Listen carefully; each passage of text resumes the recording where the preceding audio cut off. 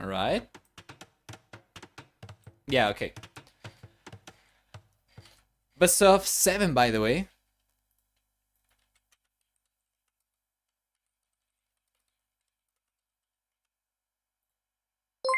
Perfect. There you go. And by the way, thank you so much for the follows, guys. Cortazar, as well as Owl, you know pig. Welcome, you guys. Welcome to the stream. Let's get into this one right away. What do we get for Lavihead and what do we get for Gabi? They're going to be playing as Berbers and Magias respectively. For Berbers, first off, we get 10% faster moving villagers. And then on top of that, we also get 15 and 20% cheaper stable units in the castle and Imperial Age. They also get, for the team bonus, access to Janitors, which are mounted skirmishers. For Gabi, on the other hand, playing Magiars means that she gets a 15% discount on Scoutland units.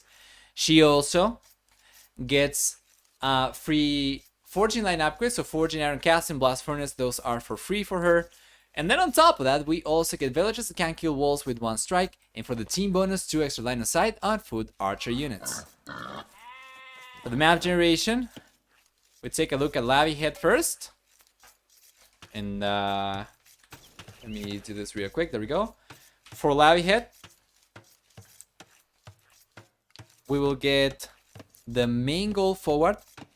Both secondary goals forward too, but the main goal is somewhat close to the TC at the very least. So she went for walls like from here to here around this area, probably using the stone over there, probably using the berries over here a little bit, and secures the map like this.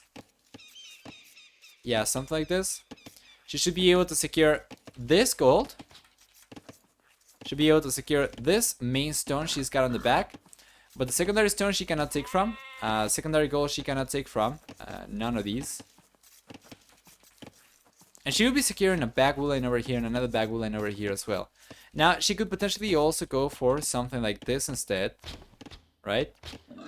She would not be securing this one, but she would still be securing this one, which is great. Now, if we take a look at the map generation for Gabi, on the other hand. Let's see. Yeah, there we go. First off, she's got the main goal on the back and the main stone on the back. So that is a huge difference. And then the secondary goal is towards the southeast for her, which is quite good. The other secondary goal is towards the northwest, very exposed and far away. Beyond the wood line over here, so not the best. And the secondary stone over here might be exposed, so it depends on what kind of walls she goes for. But if she went for something like from here to here, right? And then probably for something like from here to the edge of the map over there, she should be able to secure, what is it, 1, 2, 3 resources, plus the berries, plus the wood line over here as well, so that's 5 resources. Another wood line over here as well, so that'll be 6 resources. And that'd be very nice. It's kind of time consuming, but I would say it's probably worth going for. Something else she could potentially do, if she wanted to be a little bit more conservative with the walls, is she can go for walls from here to here, right? Oops. She can go for walls from here to here. And then something like from here to here, and then from here towards the TC. Then probably like this, right? She would still be securing 1 gold over here, the main stone over here as well, but she would not have any safe wood lines. If we take a look at Levy, on the other hand, we already saw the potential walls she can go for, but I think probably the best thing for her would be to go for something like from here towards the edge of the map, and then from here to here, and here towards the TC. So maybe to the berries, and then from the berries towards the TC, right? Make kind of like a little funnel that players usually do towards the TC. And then she should be fine. She would be securing this stone, but she would not be getting access to the gold, unfortunately, which is kind of bad. Something else she can go for over here as well is something like maybe this instead. Yeah, but she would also be using the gold as part of the walls, which means not very safe access to resources. Gabi has Viper's luck in this game. Oh yeah, 100%. So no matter what kind of walls Gabi goes for, it's going to be better for her, assuming that she goes for walls whatsoever. Yeah, some villagers going to the north, so she'll start going for the walls over here. That's really good. That's really good. You can't tree hop, right? You can, I think. Yeah, sure. You mean by taking the tree down and deleting it with a palisade?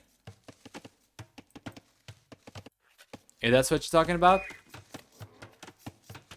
Or are you talking about using a siege tower to move units inside the base with past a one tile line of trees? Oh, you're talking about deleting the straggler. Yeah, you can do that.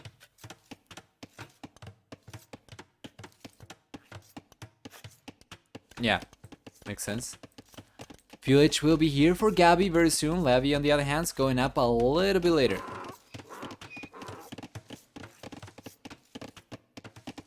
Walls coming up. Yeah, and indeed, Levy's going for the walls that we were suggesting, that like the second walls that we were suggesting, right? So from here towards the wool line over here, and then probably from here towards here. She can potentially just go for walls like from here towards the TC as well, and then from here towards the gold too. But yeah, that means that she does not secure the stone, and she does not secure the gold either, because of course it's going to be part of the walls too.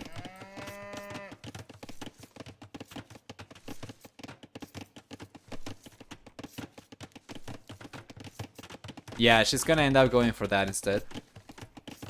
Which is easier to maintain. The walls are easier to maintain like this, but you're not really gonna be securing any resources. So it's a really, really bad base for Levy, unfortunately.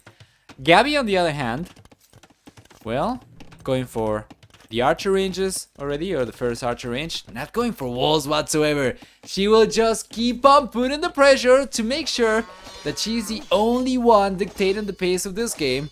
And Levy, if she at some point manages to get a counter attack against Gabi, it could be very effective, because Gabi does not seem to be interested in walling up at all, does not seem to be interested in protecting the rest of her economy, just seems to be interested in going for it and being as aggressive as humanly possible. Meanwhile, Levy, on the other hand, already sent 2 scouts forward. 2 won't do. You need at the very least a 3rd scout coming out. Yeah, and the 3rd scout's coming out, but she needs to wait for it a little bit. There we go, 1 archer going down. That's really good for Nadya. Gabi losing 1 archer over there. So really going to... yeah, to give the first blow to Levy.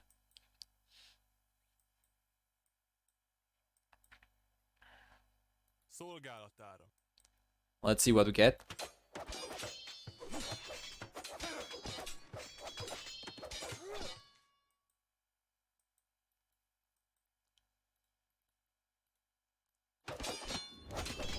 Yeah, she's gonna try to break through over here. That can be very annoying, because if you lose a mill, that's 100 resources. You lose, obviously, plus the idle time for the villager repairing it, and the villager that has to rebuild it. So this can be very good, guys. Once again,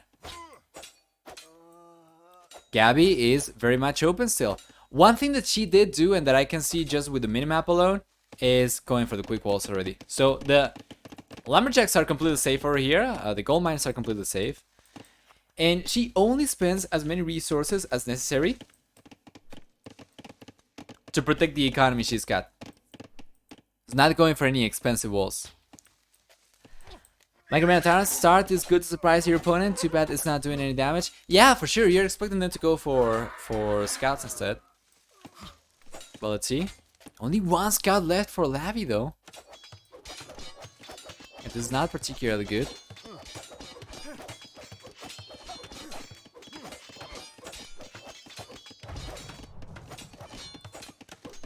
Let's see about this.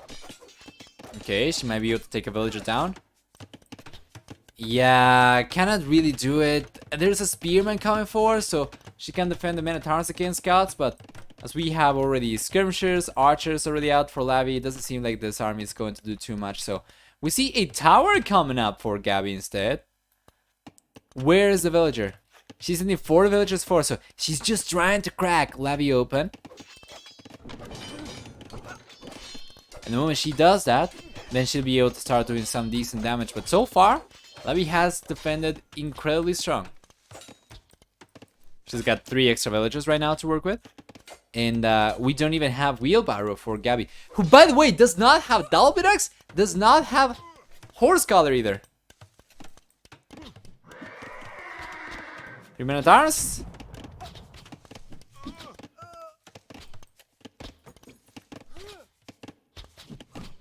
Yeah, and the archers can't do anything because of the skirmishers over here. But when you pair those up with the Minotaurs, you might be able to get something down over here. Let's see, Gabi going for the tower already.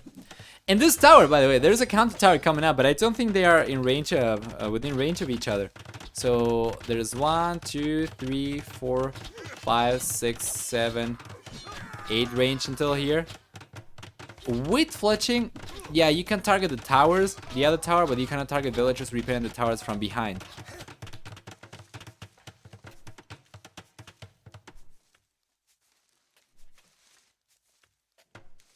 Yeah, really good job over here as well for Gabi. Pure archers to garrison inside the tower, which means that Lavi will end up getting a little bit of vital villager time over here.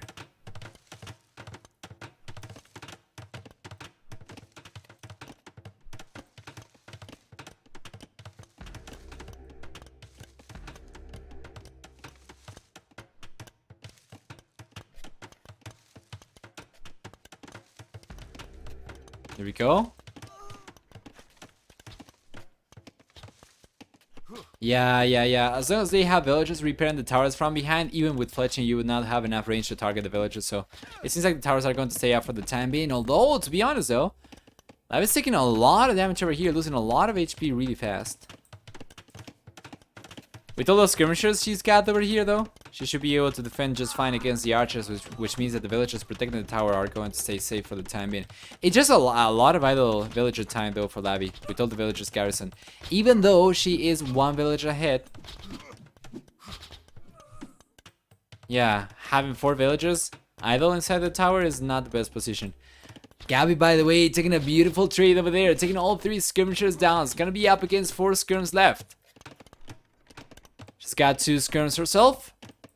A bunch of archers over here. And very good reaction for Lavi head. If she's not careful though, she might end up losing the tower over here very soon. Yeah, there's another tower coming up for Lavi right now. Gabi is doing the right thing in targeting this tower still. And roaming around with all the units too.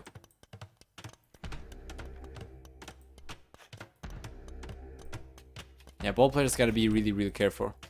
Really careful about the tower rush, the tower fight. But also the actual military units are very threatening too.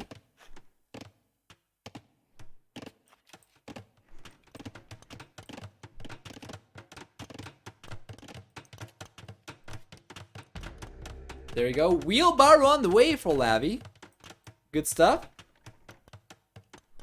She'll probably end up falling behind by a good amount of vills, but I'll say it's still alright for her.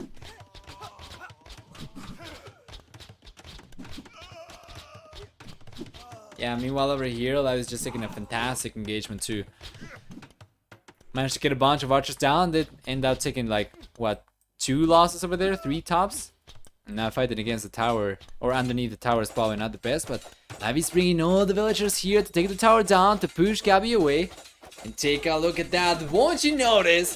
Gabi is getting pushed back, and Lavi might end up taking a few villagers down over here. So we have skirmishers only to fight with, but we have a decent amount of skirms. With 11 skirms, you can 4-shot villagers, assuming that you land all the shots, of course. And yeah, Gabi might end up losing 1 or 2 over here. Yeah, take a look at that. She was trying to path around, but can't really do it, so Lavi's looking strong. She's got a lot more resources. Might be able to go up to the castle age faster. And with 1 villager going down, 2 villagers going down, Gabi gets clapped.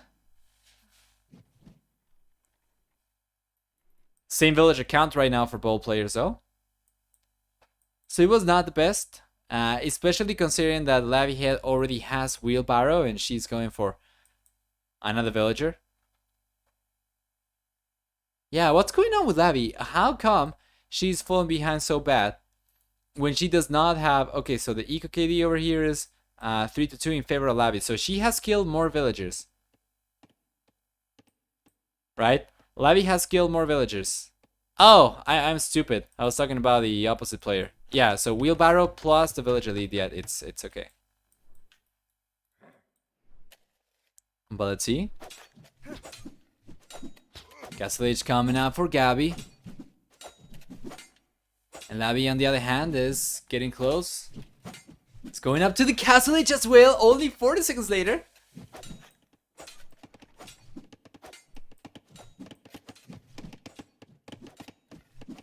Oh no, it was open! It's always open, there is always a hole. Quick walls coming up behind here. Some walls, for sure.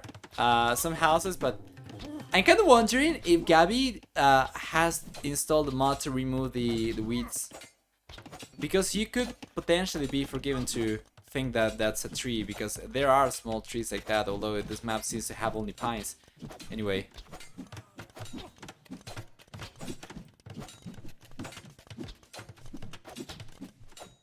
Let's see. Castle H will be here significantly faster for Gabi, of course, but what would she do with that though? She's behind in villager count. Her economy is not nearly as good. And then all this army from Levi is inside.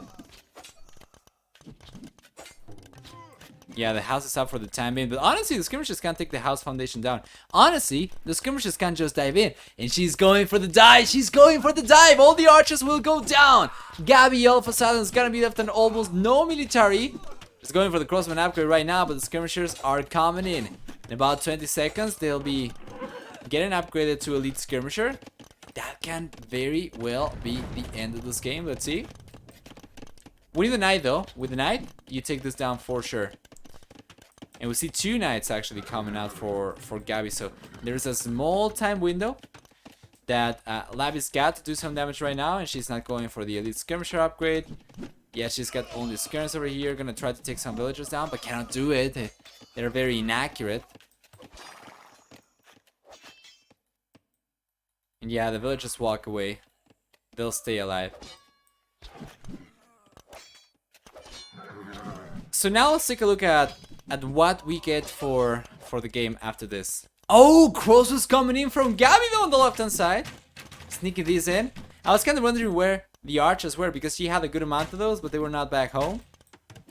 That's probably something that maybe caught Navi by surprise herself. And yeah, with 2 villagers going down, Gabi is starting to come back a little bit. Still 4 villagers behind. Still does not have wheelbarrow, so it's more like a 7 villager lead for Lavi head. But yeah, the crosses can definitely change this.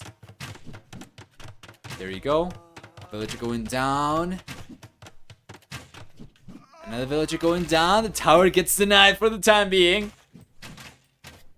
It was a chain bar, then armor coming out for Lavi. It does get 15% cheaper cavalry units in the Castle Age. And Gabi, on the other hand, well, she already has bloodlines as well. She already has knights out too. Let's see who comes out on top over here. You should be expecting that to be Lavi because of the civilization matchup. Just access to camels is so good against a civilization that's going to be relying on cavalry for the most part and does not get access to camels themselves. So here it comes. Gabi tempted into diving in despite it clearly being a palisade deletion for the knights to surround archers. There we go. Now Gabi will end up getting cleaned up, and Gabi is fine for the time being. Tower comes up. She goes right back to work. Yeah, and all the units go down, so that's really good stuff for Lavi. Managed to defend just fine. More towers for Lavi as well. Instead of going for extra TCs, she's just going for extra towers. And then she can stick to 1 TC full night production. Maybe add a few camels into the mix and then just go forward and try to push Gabi with that. Gabi, on the other hand, though, is going for the 2nd TC already. And does not have enough resources to go for the 3rd TC, but I imagine she's going to be going for it eventually. Because if you're going for the 2nd TC, you might as well add the 3rd one as well. So it's a close game for sure. Lavi has had the villager lead for quite a while, though. She has had wheelbarrow for quite a while as well. So if we take a look at the economy, you can see that Lavi managed to collect about 1,300 extra resources so far.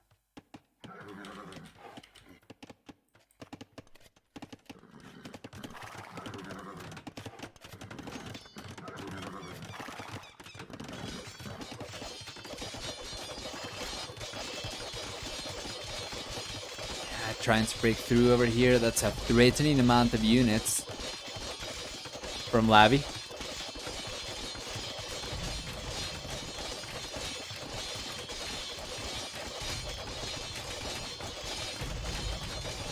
She ended up breaking through over here. Not quite.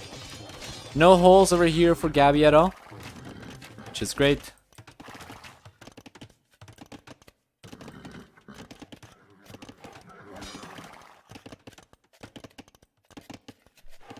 Yeah, and meanwhile we see a second DC coming out for Lavi. Same villager count right now. Gabi's holding on really, really good. There's a reason why these players are not the same elo, and yeah, Gabi should technically be ahead in terms of skill, but over here in this game, Lavi still has a nice score lead. She still has a nice military lead, and let's see if she can take advantage of this. Keeps on sending a lot of knights forward though. She's got 3 stables to work with right now, so that's a lot of production coming up. She'll try to break through. Using the camels probably not the best idea though. You need to send the knights forward and the camels on the back. Yeah, now that's a lot of pikemen approaching from Gabi. Very good reaction for the red player as well. All the pikemen over here she's got make a big difference, because if you take this engagement with camels and knights against knights only, your camels and knights are going to be reducing the knights for sure, but if you fight against knights and pikemen, then all of a sudden the tables turn. So Lavi bails over here. She realizes about this.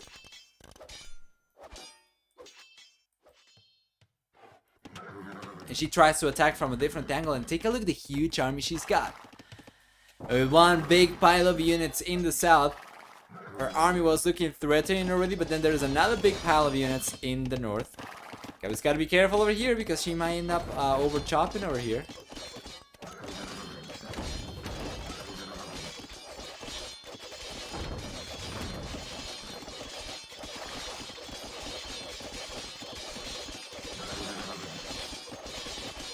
Trying to break through.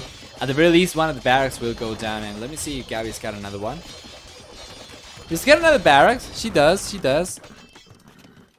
This one.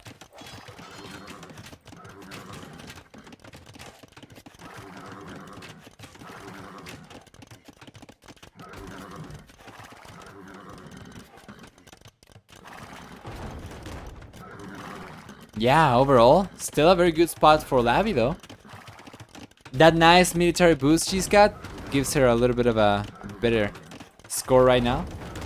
Okay, it is very close. So if Lavi can get a good trade over here, if she can get a few good mounted shots onto the pikemen, she should be able to clean this up. So let's see. She's got the hill advantage over here, so she can use the mounted to take the TC down. She can use the scorpions, of course. Let's see. Berber ability, since the mass cavalry fast and castle is just so good. Yeah.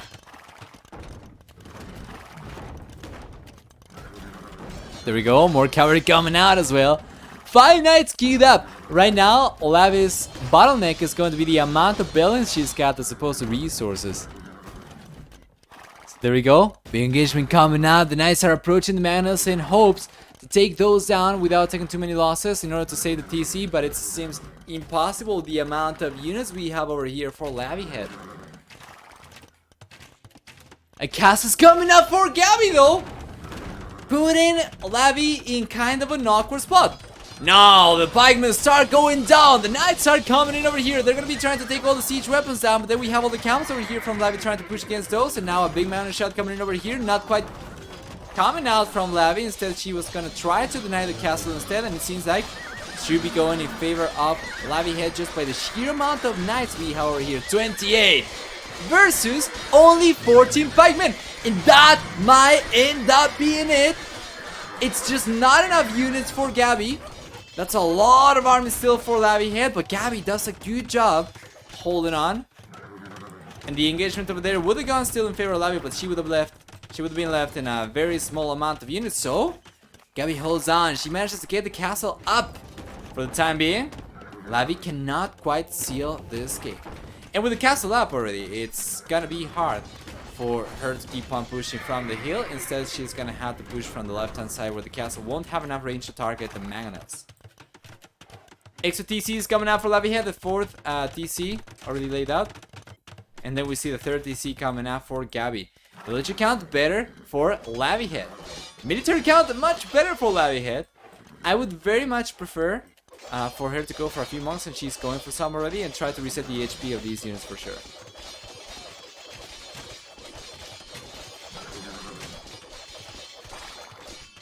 Why the blue retreat? I think she was taking a few too many losses for her liking, and she decided to go back not to lose anymore, but she should have been able to clean that up, and she might have been able to completely deny the castle. Especially with the cavalry production that she had going, and all the cavalry units coming forward as well. That could have been really good. But Gabi, on the other hand, tries to go for a counter raid over here. Does not really get too much out of these units. And she might be able to get some good damage done over here, but still. Remember, guys, that we have a significant villager lead for Lavihead, so even if she ends up losing a good chunk of bills, she'll still be in a much better spot. So let's see. Like whenever here, she'll end up going down, and all the knights are going to end up taking this trade, no problem. The knight that I assume Gabi sent to try and take the Mangonel down did not do anything. Yeah, and a bunch of villagers going down over here, but Lav is still significantly ahead in villager count, so not bad. Some camels coming back as well to defend her base, and she should be able to do it just fine. Meanwhile, we'll take a look at Lavihead's base on the right hand side, and or Gabi's base on the right hand side. Lavihead's coming in with a few knights in order to try and do some damage. Now, it really depends on whether or not Gabi's paying attention, and it seems like she is, because she's sending the Magyar Hussar and the knight to the right hand side. Yeah, and Lavihead tries to get a castle up forward. We need a lot more villages, of course, for this one to go up, and she's bringing a bunch. She's got a nice score lead. If she can get the castle up, she might be able to take this game. For the civilization matchup, I'm liking Berbers anyway for the late game, so let's see how this goes. Well, for the late game, until we get to the very late game. Once we get to the very, very late game, when we don't have gold access anymore, the Magyar Hussar can make a huge difference, but obviously that's going to be largely depending on the amount of castles you have. And with this castle coming out from Lavihead and almost having enough resources to go up to the Imperial Age, it seems like Blue might be able to end up taking the castle down with trebuchets early on in the Imperial Age.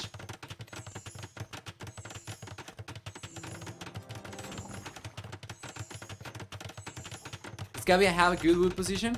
Yeah, both players have woods on the back. So Gabi still has some wood over here. That's about 19, right?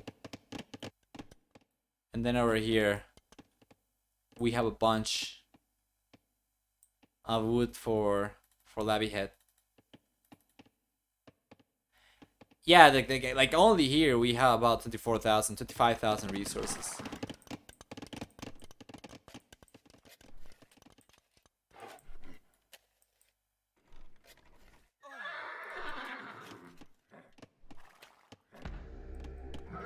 Yeah, the Magyar Hussar coming in. They can do some good damage. You can see the villagers going down already. These units can 4-shot bills, but what good is this going to be once Lavihead gets to the Imperial Age? Now, to be fair though, Lavi should not be taking these raids. She should not be losing villagers to these raids, because she should be completely walled off already. She's putting so much pressure up. Should be getting some walls off. Some walls up, so that she does not keep on getting raided so hard. Second castle on the way, which means double trebuchet production, about 1.5 minutes for Lavi.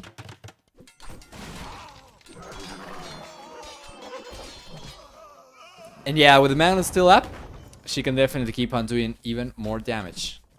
So let's see.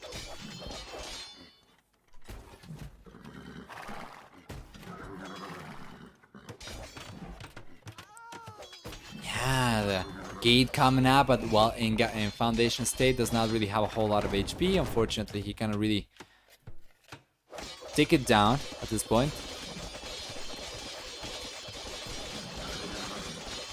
Second hidden cap show match has been idiotic. What happened?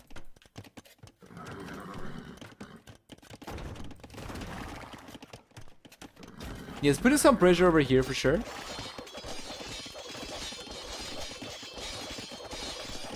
Imperial Age coming up, or yeah, coming up for Gabi, but it's already here for Lavi.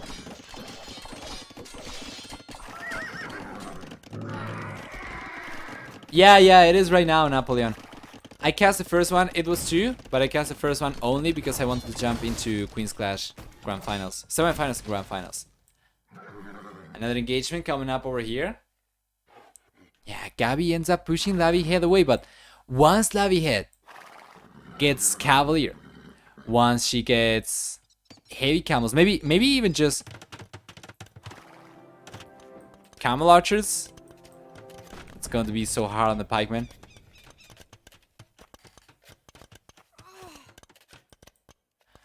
Slav trashed Teutons on bypass and managed to win the tower war. Now the Teuton players is spamming endless spearmen and monks. And apparently somehow winning. Seems about right.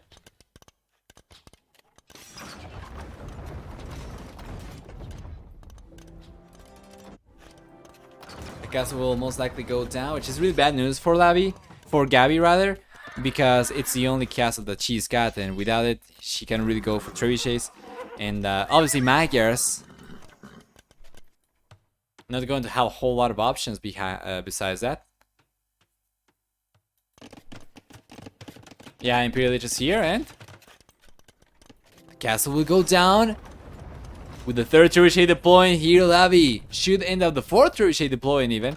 The castle's going down 100%, 36 HP, and yeah, does not really do too much. So next out, the TC goes down, and Gabi just gets completely barreled over here. How about the upgrade coming up? So I do like the camel archers coming out because that's going to help against pikemen for sure. But I would very much prefer to see some knights over here becoming cavalier too, because if she used all the cavaliers she had and all the knights she had and turned those into cavaliers, she would be able to come forward and start raiding the crap out of Gabi. But right now she just completely neglected the units she had for upgrades, and it's only going to be a full camel archer switch. Birds do not get Parthen tactics, no.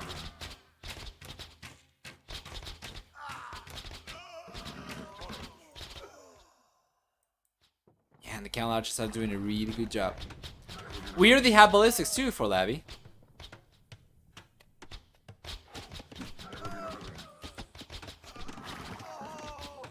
Let's see. Was he also... Yeah. Few extra buildings coming out for Gabi. So the archer range is coming up over here. Won't really do too much. I'm loving this position from Lavi though. She needs to be really careful because obviously a good amount of Halberdier can still take this down. But that's going to be it anyway, guys. Gabi calls a GG right there. Cannot keep on playing this anymore. It's left on only 2 TCs and a villager count that's significantly lower compared to Lavi. And even though she does not know that, obviously the score is quite telling, and at this point, after having lost so much, she knows that it's not that the Steven score is actually quite legit. So it's gonna be game number 1 going in favor of Lavihead. Let's take a look at the achievements then before jumping into game number 2. For the KD, we have about 3-to-2 KD ratio for Lavi. We have also 28-to-0 buildings losses or building raised, right? Then we have for largest army 53-to-46. For Lavihead and Gabi respectively. And for economy on the other hand, it's just much better for Lavihead, and should not be surprising anyone that she was able to get about 10,000 extra resources. So there we go. We're gonna go back, then we'll jump into the next one. Now I think there's going to be some spec delay, if I'm not mistaken, probably 2 minutes as usual. But let's see what we get. There we go. Welcome everybody to game number 2 in this best of 7 series between Lavihead and Gabi. We're going to be sticking to this color scheme, so if they change colors at some point in the future, we are going to just stay as blue versus red for Lavihead and Gabi respectively. But what do we get over here? First off, Lavi's playing as Lithuanians and Gabi's playing as Cuban, so it's going to be the same strategy for Gabi for sure. And I'm kind of curious what Lavi is going to do about it. So if she tries to fast castle into full pressure, that's the one strategy that humans usually struggle the most against. And if she tried to go for something like that, she should be able to collect all the relics over here in the center, and then that's fantastic for her. So I imagine what Gabi is going to try to do early on is send a few villagers forward to try and wall past the center area so that it's harder for Lavi to get the relics. But honestly, if you fast castle, you get a few knights out and you don't really care about a few palaces here and there. So if Gabi really wanted to keep Lavi Head away from the relics, she would have to either fast castle herself or send villagers forward to go for stone walls, which are going to be a lot more expensive, obviously, and will prevent her from potentially getting extra TCs up. So let's see. Taking a look at Lithuanians as a civilization, we're going to get 150 extra food upon starting the game. And then on top of that, we also get... like it was way more entertaining than the first series just because it made no sense at all. Oh god. So what do we get over here? Yeah, 150 extra food upon starting the game. They get also 1 extra attack per relic garrison on knight and light units and lightest units up until +4, so up until 4 relics. And then we also have 10% faster movement skirmish spearline units with the team bonus. We also have 20% faster working monasteries. Meanwhile, taking a look at Gabi's civilization, humans get the ability to go for a second TC in the Fuel Age. They also can go for siege workshops in the Fuel Age, although they can only train battering rams. And then on top of that, we get 10, or actually 5, 10, and 15% faster moving cavalry units in the Feudal Castle and Imperial Age, and also access to the Cat Ram upgrade in the Castle Age. Finally, the team bonus will be... so I said earlier that if she wanted to prevent Lavi from getting the relics, she would have to go for stone walls. My bad. Humans are going to get 40% extra HP on palisade walls, but yeah, they cannot really go for stone walls. So there's not a whole lot that she would be able to do against Lavi Head if Lavi decides to fast castle and go grab the relics, because a few knights over here can definitely take passes down, even if it's with 50% extra HP. So she's just going for the walls back home, so the safer ones, and then we'll see probably just fast feudal into the second TC and whatnot.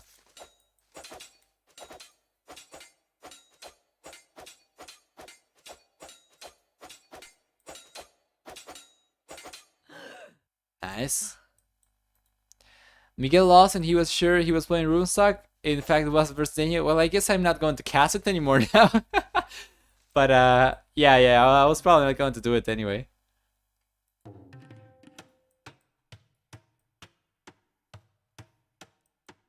Let's see. One villager going down, by the way. The first blood in this game going in favor of Lavi Head.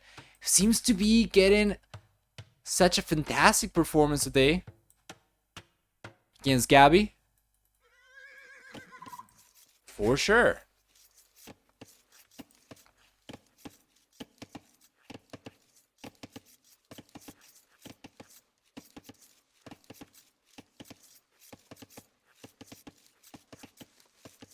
Yeah. There we go. Village should be on the way for Gabi in the very near future to go for the second TC. Meanwhile, Lavi Head, on the other hand, it's got enough resources to go to the Fuel Age, but I think it's probably a better idea to just try and go up to the Castle Age right away, and that's exactly what she's doing. She's got 3 villagers queued up, so that's great.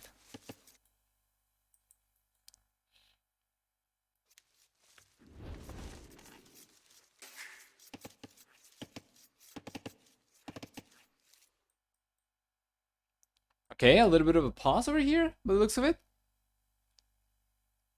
Yeah, Gabi just paused the game. And that does not seem to be wall, I know.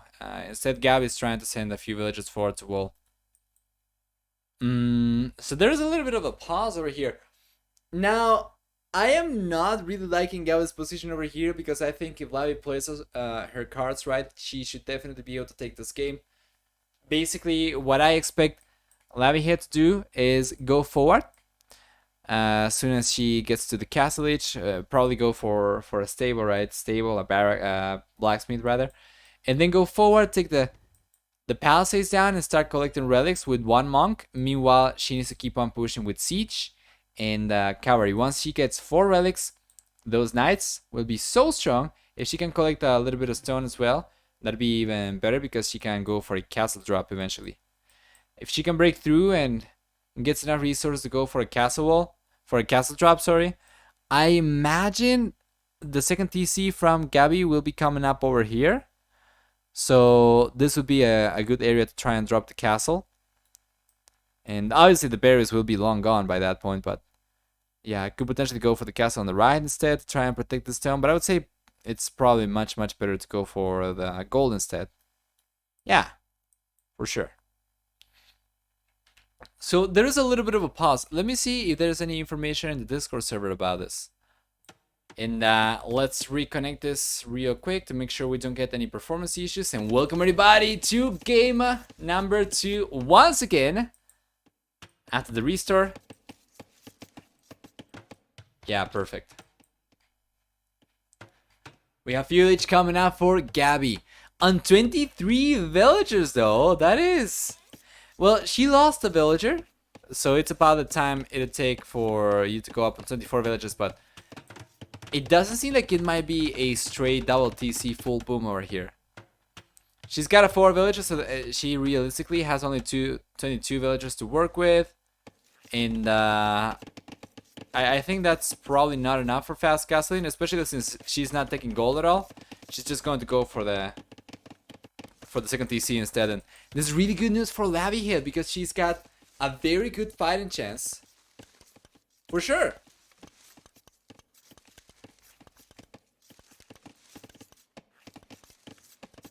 Really concerned about Nadya's not walling? Well, if she does the right thing, fast castles into full aggression, she's not going to be she's not going to have any issues, especially if she goes for like a castle drop at some point around this area. This little choke point is going to be so hard for Gabi to actually get through there. Let's see. Yeah, exactly. If she goes fast castle, she can also go for the relics right on. Wait, what? My god, wait what?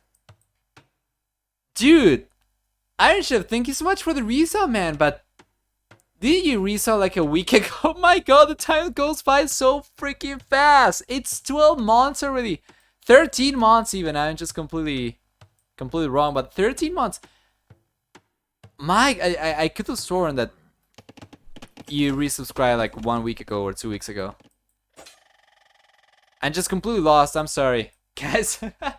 But thank you so much, Iron Chef. Welcome back, man. Let's see. Yeah, stable coming up. Should be going for the blacksmith very soon as well. Honestly, though, Lavihead should be on her way up already, but she struggled to time things properly. Let's see. Seems a lot longer.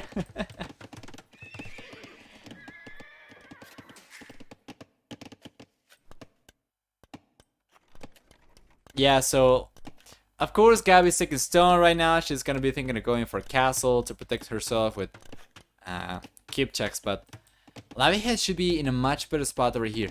She should start to take some stone herself too.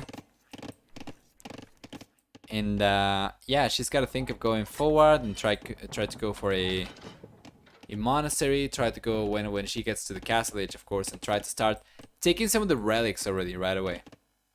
Hey, Uncle Fiesta, nice name. Welcome.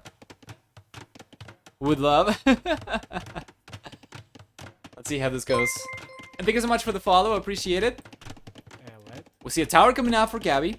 She'll end up denying this. We can take a quick look to see if she actually has enough range over here. We can see 1, 2, 3, 4, 5, 6, 7, 8 tiles. So, yeah, she can definitely deny this if she goes for fletching as well. And then we see another tower coming up over here. So that's 3 over here. Right? That's 3 over here. And then that's 3 over here. Yeah, that's some very good range for those towers. Meanwhile, we see some scouts coming out for Lavihead instead.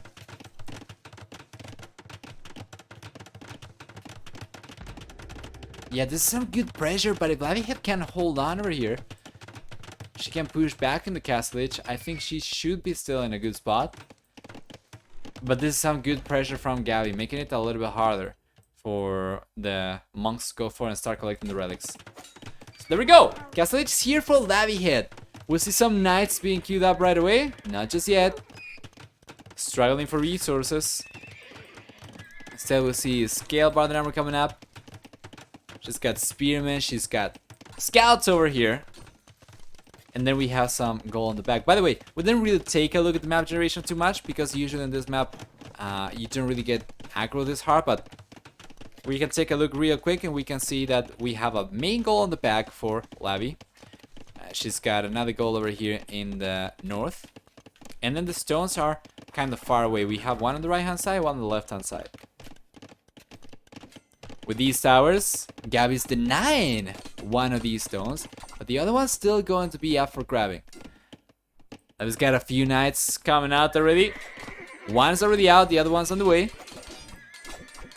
Just gotta be careful though, because the spearmen are doing a good job over here. Good stuff. Gabi's playing really well against the fast castle. Yeah, she's putting so much pressure in such a way that it's so hard for Lavi Head to actually take advantage of the faster castle, because she needs to go for knights, right? She needs to try and defend herself against the tower over here. And then Gabi, by the minute's gonna be getting an even larger and larger villager lead. As you can see, she's got 10 extra villagers already. And because Lavi was probably banking on going full aggression, she's sticking to only one TC. And well, realistically, wouldn't really have the resource to go for another TC after she went for the tower over here. So let's see. Another one coming out for Gabi as well. Guys, the score is switching back and forth. Gabi's playing this so well. Knights cannot do too much over here. Houses for walls as well. Very, very good strategizing over here by Gabi. Doing a fantastic job overall.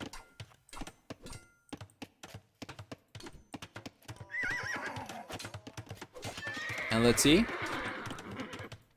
Yeah, the knights are going down to spearmen. This is just genius push from Gabi, who's got right now more military units. She's got right now more villagers to work with. Very soon, she'll be on her way to the castle age as well, where she's gonna be able to start adding extra TCs as well. And the castle, obviously, we could potentially even see a castle drop happening if she sends a few extra villagers forward when she hits the castle age. But for the time being, she's still pretty much stuck to the fuel age, at least for the next 5 minutes or so. What silliness is this map? Yeah, this one is called Roblox Black Forest. It's basically Black Forest with 3 squares. Now, this is called Amazon Tunnel. And you have like a clear pass between both bases. And all the relics are in the center. There's a little bit of gold over here in the center as well. It's a new map that they introduced in January, in the January patch.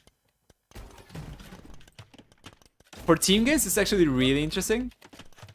We organized a show match with Vinegar last month to showcase the new maps as well, and it was fantastic. It was a 3v3 with Doubtfire and Miguel versus Infinity Legends.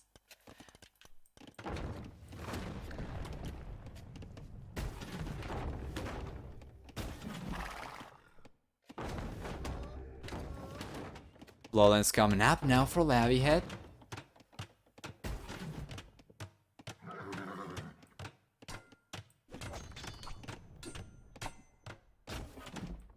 Yeah, and the Knights will. Still struggling even to survive against Pikemen, or Spearmen even. Not even Pikemen. The siege already coming now. Lavi finally will be able to set herself free from the towers. But take a look at Gabi. She's got the resources to go up. She's only missing the buildings, but now she went for the second one. So, Castle Age should be on the way. And there we go. Lavi, on the other hand, will clean this up, but she's still significantly behind in villager count. We see a 50% eco lead for Gabi. When she hits the Castle Age, she'll be going for a third TC probably, or depending on how much stone she gets, she might be able to go for a castle too. Yeah, Lavi, when she should have been ahead, she ends up finding herself quite behind over here to a trush after successfully castle rushing, or fast castling rather. Hey Edgestone, hi, welcome. Let's see.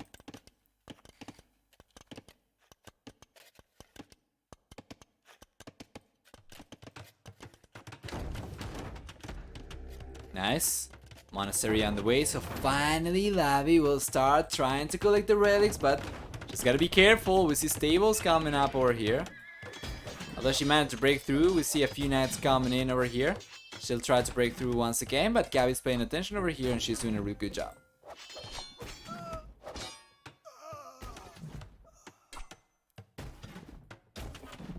Yeah, Scorpions over here though, doing work against these spearmen. So yeah, in the end, they get cleaned up. Very nice little bit of micro over there for Lavi Head for sure. And now with more towers going down, eventually Lavi is going to clean Gabi's towers up. But Gabi gets to the castle edge. She's got once again 14 extra villagers. Was enough resources to go for a castle drop as well at some point, but yeah, for the time being, she does not have enough. Oh, wait a moment though. She's selling some of the stone. She's buying some food. She's going for forging over here, so she's just trying to balance her economy to start going for some camels over here. That's alright. Yeah, also some knights coming out over here too. Basically, Gabi has the majority of the map control. And Lavi is only going to be able to go for this one push over here. Let's see if she can capitalize on it or not. So we have 5 knights over here. We see 2 scorpions coming forward. And Gabi on the other hand is going for the 3rd TC finally. And the camels coming out, pushing all the knights away. Gabi's response to this was borderline genius. And well, Lavi still has not collected a single relic. Despite having been in the castle age for like 10 minutes or so. Monastery on the way for Gabi as well. Yeah, this is just fantastic. With the monastery coming out, she'll be able to secure the relics. She'll be able to land conversions against Lavi's units. And Lavi all of a sudden just struggling over here. So this might just be the equalizer in the end. And that means we still have probably about, well, at the very least 4 or 3 more games to go, right? But yeah, we can get up to 5 extra games after this.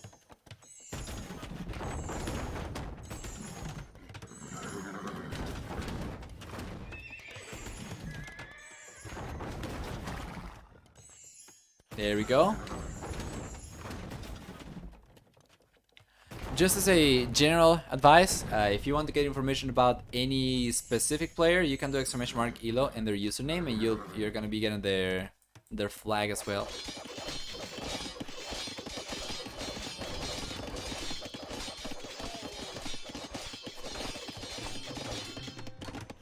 Oh, this is open by the way. Oh yeah, well Gabi Gabi doesn't work. You need to do DS probably. !Kilo DS I think, but yeah, Gabi's doing a fantastic work over here.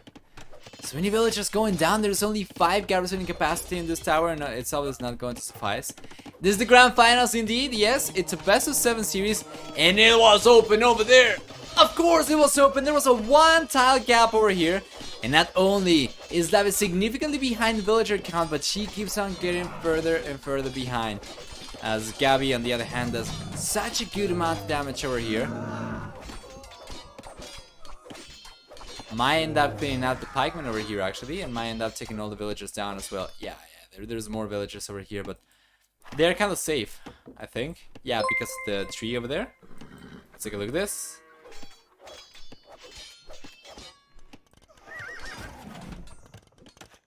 Overall good stuff.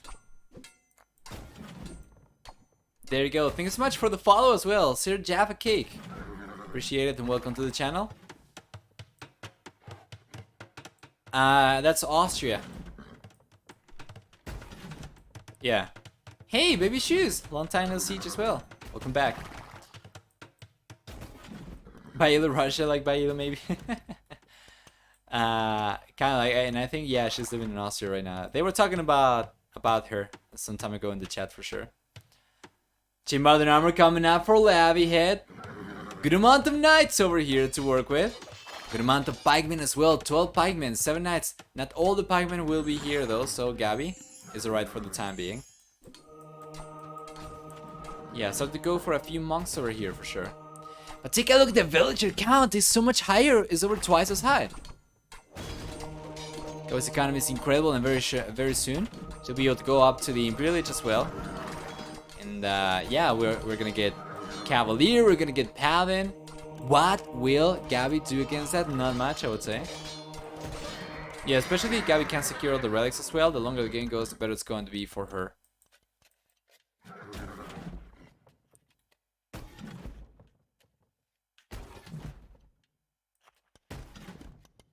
There we go. Husbandry just finished researching. Lavi's got a significant military lead. If she cannot take advantage of it though, it's not going to do anything. Castle drop over here for Gabi. She decided to go for something a little bit more conservative, and I like this. That's very good decision making, even though I think she might have been able to get the castle up here. She decided to just go for the safer play and get the castle up inside her own wall as well. Wall in this area as well, so it's alright.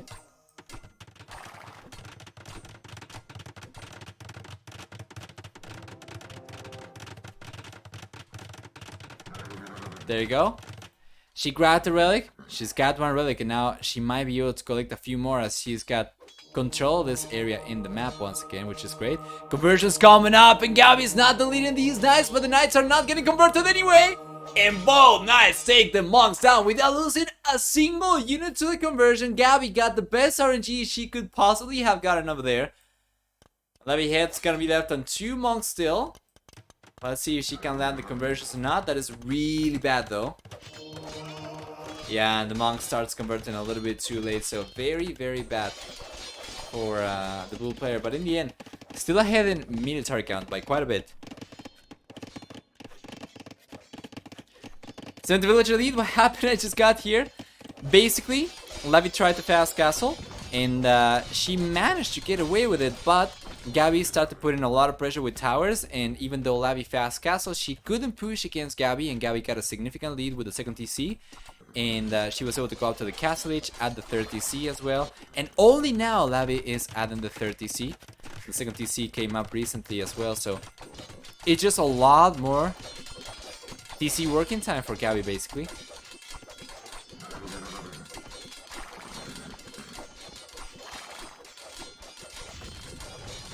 Such a crazy little difference for the score difference.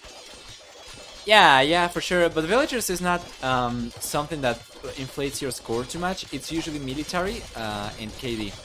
So KD right now is better for Gabi, but just barely. And the military counts much higher for Lavi, so... Or not anymore. It's actually higher for Gabi, but it used to be higher for Lavi, and now Gabi's getting ahead once again. So that is 1500 extra points, which is great. Let's see.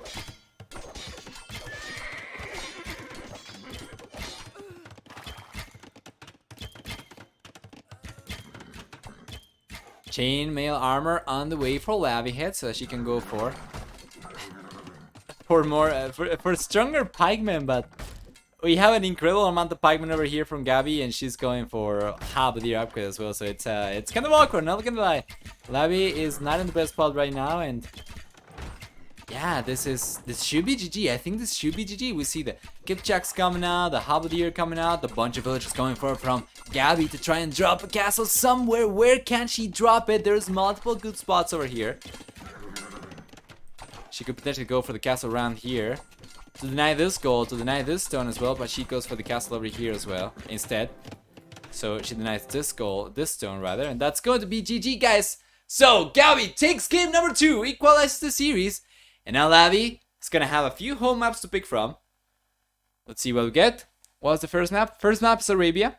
Second map, home map of the first loser. And then so on and so forth. So right now it's Lavi's head's turn to pick the home map for game number 3. And what do we get? Exclamation mark maps.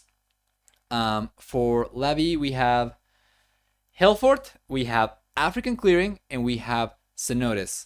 I think she'll probably end up going for Hillforts. She'll probably end up picking Chinese. But before talking about the next game, let's take a look at the achievements for this one. So taking a look at military, that KD ratio is about 6-5 in favor of Gabi. The army high of 47-32 as well. And then if we take a look at the economy stats on the other hand, we see that overall amount of collected resources so much higher for Gabi. Managed to collect about 15,400 extra resources or so. Probably a little bit less than that. Relic gold, very good for Lavi. Well, honestly, not that much. She managed to get 3 relics, but obviously she was significantly outnumbered, so it was not possible for her to do too much about it. In the end, we get a faster castle age time for Lavi, and you can see right here exactly what happened. 15 minutes of castle time, so about this point, right? So about this point. Or we can just bring the pen tool. So it was about this point for the castle age, right, for Lavi. And pardon my very straight lines, but yeah, about here. And then she was just fighting against Gabi. Gabi ended up going to the feudal age at about 11 minutes into the game, so probably around this time.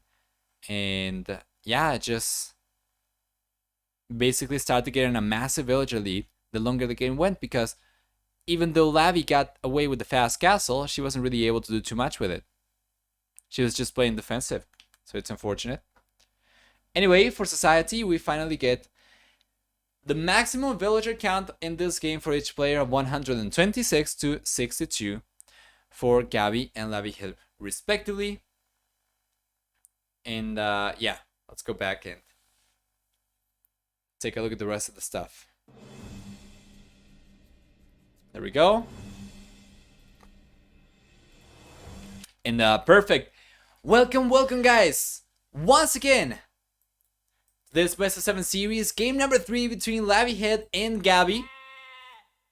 We have Malians versus Persians respectively. Let's start talking about Lavi. About Lavi's civilization first, as she's gonna be playing in the blue color. She gets a 15% wood discount on buildings. She gets also free gold mining and 1 extra pierce armor and barracks units per age, starting in the feudal age, going out to +3 in the imperial age. Then on top of that, for the civilization, for the team bonus for the civilization, they get 80% faster working universities. Now let's compare both TCs. They are coming up, but it seems like Lavi is gonna get hers up a little bit faster. We're gonna compare the landing spots for each player in a little bit, but it seems like right off the bat, better for Lavi.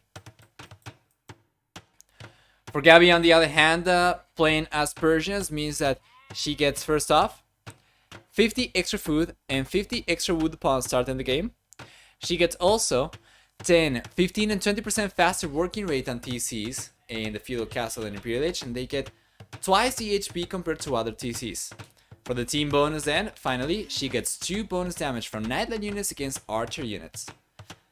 If we take a look at the map for each player over here, or rather the placement of the TC for each player over here, it's looking so much better for Lavi, like by far. You see the resources she's got close to the TC, and well, first off, like there's a stone right next to the TC, right? And then we see 1 goal on the left, 1 goal on the back. Obviously, she's very close to the wool line over here.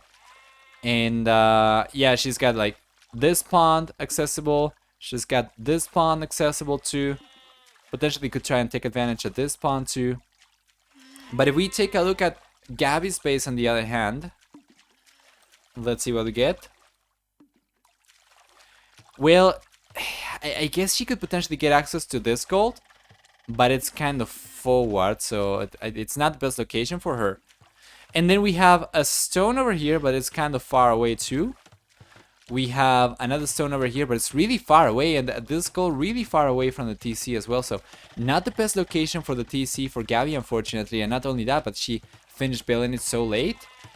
She's gonna be able to take from this lake as well, but then if she wanted to take from this one, it's already being taken by Lavi. And if she wanted to take from this one, it's kind of far away as well. So much better TC placement for Lavi. This is exactly what you go for nomadic start maps for. If you're up against a player that has, well, a reputation for being much better than you, you go for a map that has some RNG element to it.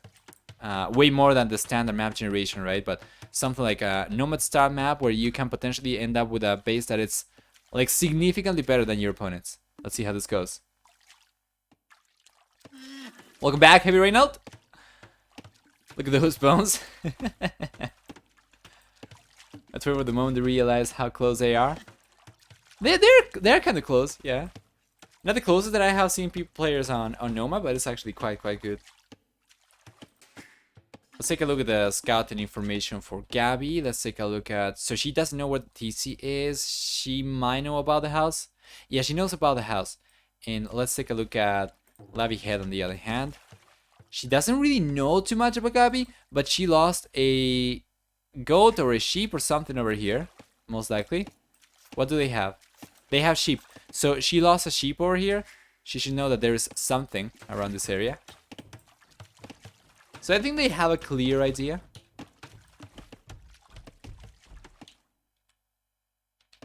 Let's take a look at the scouting information for both players at the same time. Which is a new feature for Capture Age, by the way. Yeah, and players are just trying to scout for the time being. Sheep around here for Lavihead, sheep around here for Gabi.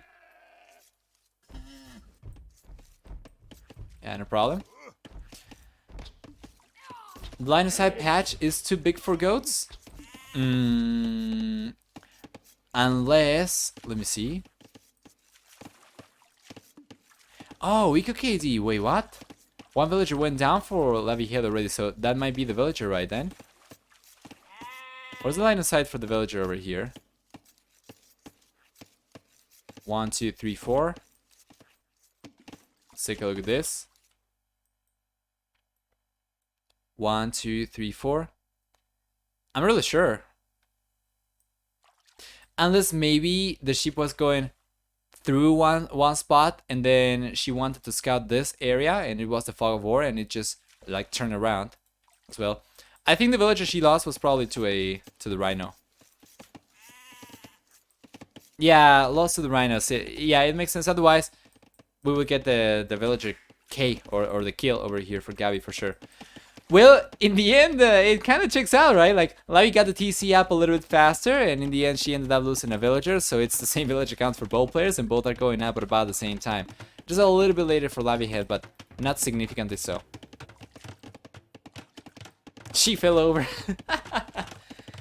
Yeah, but it's alright. She's not... What I'm trying to say is she's not dead just because of losing the villager. Obviously, nobody would, but... specifically in this game, as she managed to get the TC up significantly faster, she's doing alright. The wolf's coming up on the left hand side for Lavi.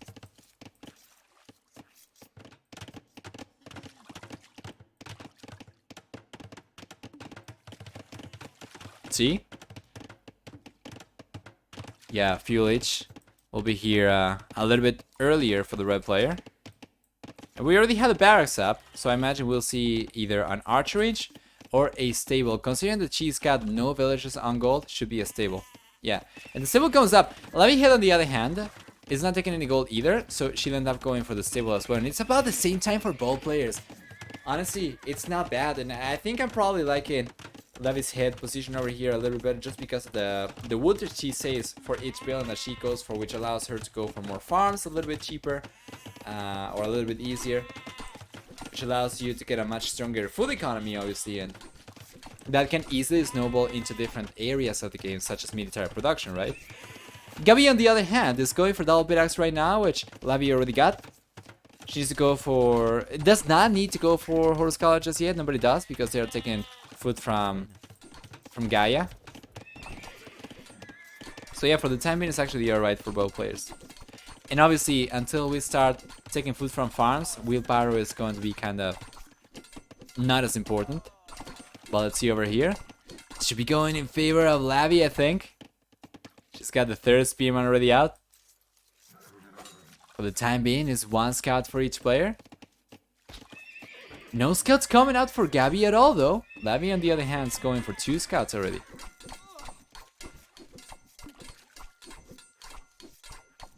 But then on how she plays this, might very well end up taking a good trade over here.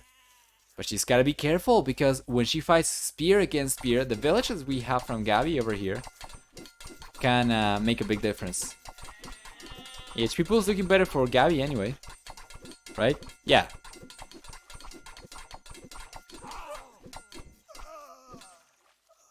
There you go. Spearman War is a synonym of suspense. I think the war elephants, actually, I think the elephant archers would like to have a war with you.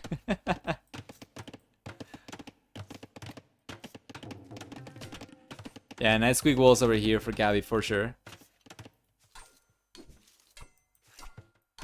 Yeah, seeing elephant archers fight each other is just... It's just like seeing candle melt.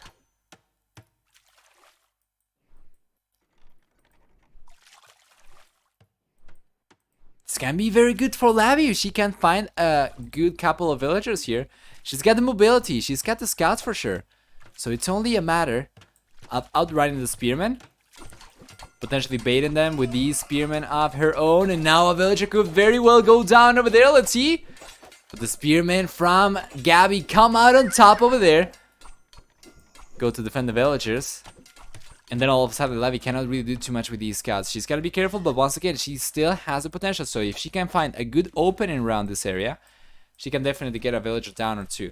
It's all about patience. It can be very, very easy to fall into the frustration of not being able to snipe the first or the second villager you try to go after because of the spearman and just try to sacrifice 1 or 2 scouts for a villager.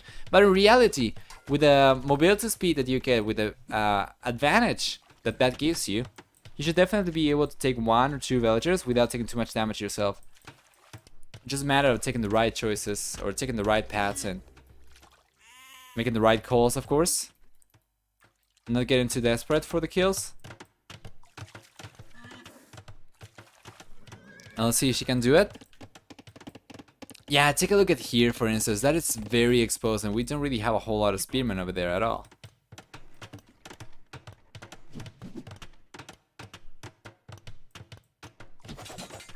Okay, skirms. Going down right there. But 1 scout goes down as well. Probably not worth it. Probably not the best trade that she could have taken. But now, it seems like she's finally going to clean up all the spearmen. Guys, we have a lot of scouts over here to take on all the villagers. There's a bunch of villagers exposed over here as well. And even though we have a tower can only garrison up to 5 villagers. However, Lavi's not going after vills at all. She's just trying to go after the skirmishers instead. And this could very well backfire later if she fails to do damage. And because of all the resources she spent into going for the extra scout, her castle time gets delayed. So she needs to make this pay off. KD is a good start though. About 3-2. Played that really, really well. Yeah, microing is extremely important and she just completely nailed it. Few exposed villages over there going right after the tower, but yeah, it's alright. Careful there. Oh, free hit.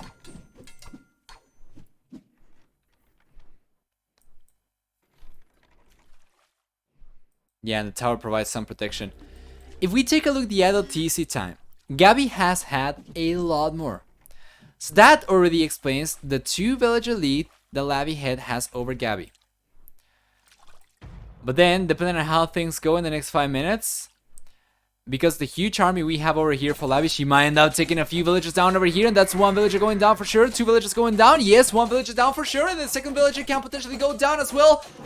2 villagers down, 3 villagers down, plus the 2 extra villagers she already had. That is a 5 villager lead for Lavi Head at this point in this game. And with all the skirmishers still alive and the spearmen still alive, she can definitely keep on harassing, even though it's not going to be as effective as a scout. She has 2 scouts still. And it can be very threatening, while Gabi, on the other hand, just struggling to keep up. Still significantly more idle TC time too. And take a look at Lavi Head's economy. She's got almost enough to go up to the Castle Age as well. This has been an incredible game for Lavi Head, and it seems like her home maps she prepared extremely well for. And it's going to pay off. Now, spearmen against spearmen, scouts against skirmishers is really good for the scouts. And with all the skirmishers going down, those villagers could very well end up going down as well. And we will see 1 spearman going down, the archer going down, potentially villagers going down over here. Let's see, another archer dead. And the castle age is on the way for Lavi Head anyway. And these villagers are very, very low HP. That's gotta be GG! Gabi calls it! Lavi takes game number 3 in her home map, and so far we have had Lavi taking Arabia, Gabi taking her home map, and Lavi taking her home map. So it's very close, and this could very well go the distance. Let's take a look at the achievements before jumping into the next game. Potentially, we need to take a look at a few things before that. But yeah, for military over here, the KD is about 3-2 in favor of Lavi Head, with an army high of 17-8 for Lavi Head and Gabi respectively. And for the economy, on the other hand, we have a lot more resources collected for Lavi, 1,000 extra resources. And because the KD was much better for her, in order for Gabi to keep up in military count, she needed to spend more resources into going for extra units, which allowed Lavi Head to go up to the castle age faster as well. So really well played. Then on top of that, there was the idle TC time right for Gabi, which allowed Lavi Head to get ahead in villagers too. And yeah, it's a good position for the Bull player. Getting the lead right now in the series, and let's go back. Fantastic. So guys, welcome everybody to game number 4 in this best of 7 series. We find ourselves on Gabi's home map, Seize the Mountain, where she's playing as Chinese and Lavi Head's playing as Byzantines instead. So what do we get for each player over here? Starting with Lavi Head's civilization. Byzantines get, first off, 10, 20, 30, and 40% extra HP on buildings in the Dark Feudal Castle and Imperial Age. They also get a 25% discount on skirmishers, spearmen, and camel rider line units. Besides that, Lavi Head also gets a 33% discount to go up to the Imperial Age, Town Watch for free, and 20% faster attack and fire line units, which I don't think we are really going to get over here too much. For the team bonus, Byzantines finally get also 50% faster healing monks. And taking a look at Gabi's civilization on the other hand, she starts with 3 extra villagers. On top of that, we also get, well, they do start with 200 less food and 50 less food because of that, but on top of that they also get 10, 15, and 20% cheaper upgrades in the Feudal Castle and Imperial Age. And then we finally have also 5 higher line of sight with the TC, 5 higher population support, and for the team bonus 45 extra food on farms for free.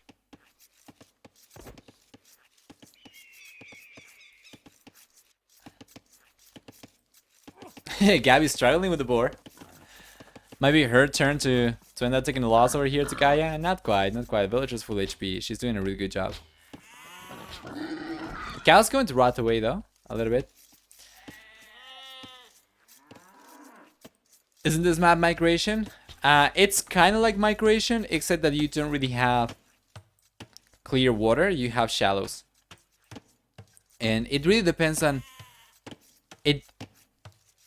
Wait. Hey, this is the 5th map.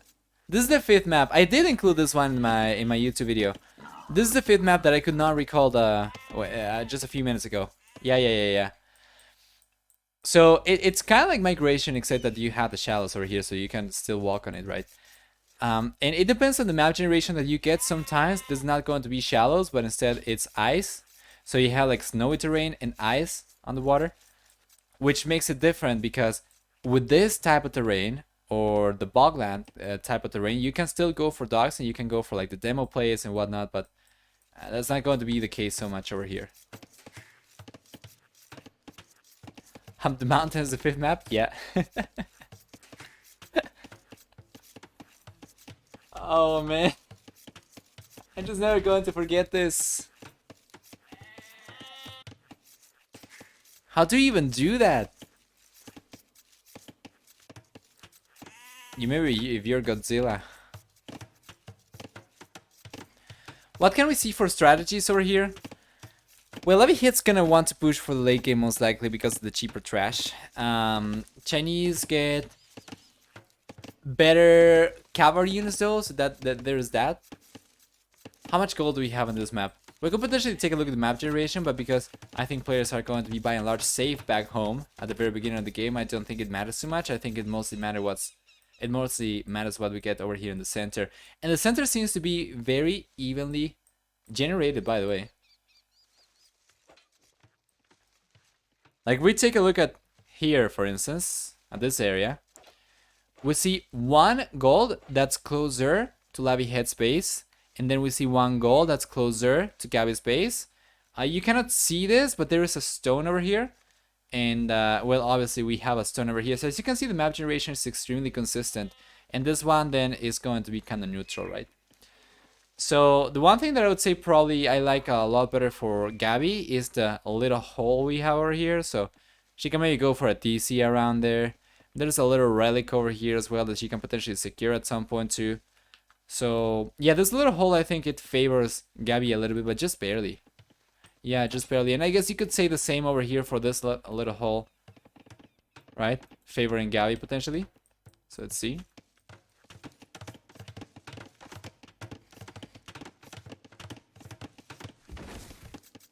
Walls coming out for Gabi right away. Interesting. Yeah, barracks on the way for Lavi head. I have not seen people play this map since the user patch days. I think the last time that I saw a map like this, it was Seize the Hump, and of course, that was quite some time ago, so I don't really know what to expect over here anymore. The meta has changed, and players need to adapt quite a bit too. I think this is the first time that I see in this tournament this map being used. I'm not really sure if Gabi used it in the past.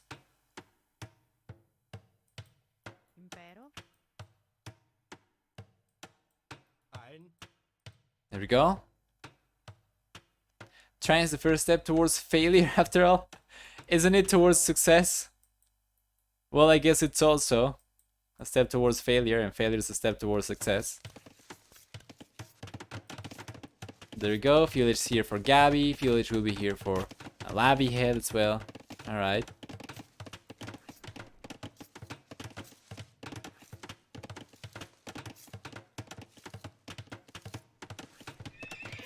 And now the stable's coming out too. What do we get for Lavi head instead?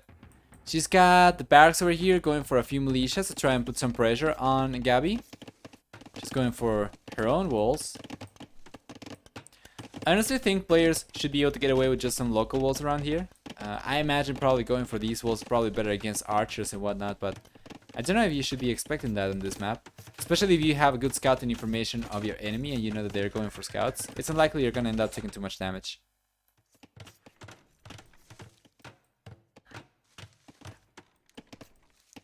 And NC2 was the last time it was used in a tournament, I'm pretty sure, and it wasn't exactly common before that. I think it's only come up in a couple events. Yeah, I think so. Seems like that's the case. Remember, Leary had a wonderful Byzantine play where he first merged against Viper. Viper banned Byzantines in the coming tournament. So I do recall Kelts, Incas, Japanese being like very used, very spam on this map. Or, well, of course, Seize the Hump, but basically the same stuff. Not the case anymore, though. A lot of pressure from Lavi head. I kind of wonder what Gabi's going for because I don't see any scouts coming out. She's got 2 additional scouts, right? So she's got a grand total of 3 scouts over here. But then we already have defensive spearman for Lavi head, so he should be fine. She should be fine. And what else will Gabi pair this up with? Could potentially go for archers. Could potentially go for skirmishers, I guess. She's gonna need archers against the Minotaurs. If she goes for a skirmisher, she can potentially still push the Minotaurs away. Yeah, so it's okay. It's just going to take a little bit longer. And obviously they are not as good against any other units than spearmen and archers.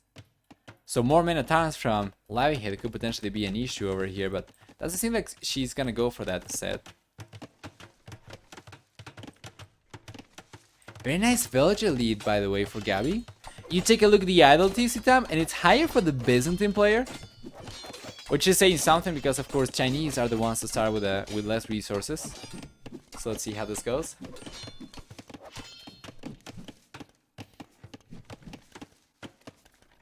That's full Persian longsword play is the only acceptable strategy here. Oh god.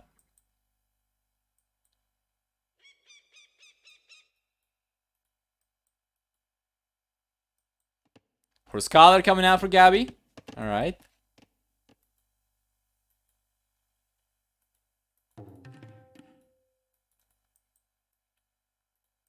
Yeah, and there we go.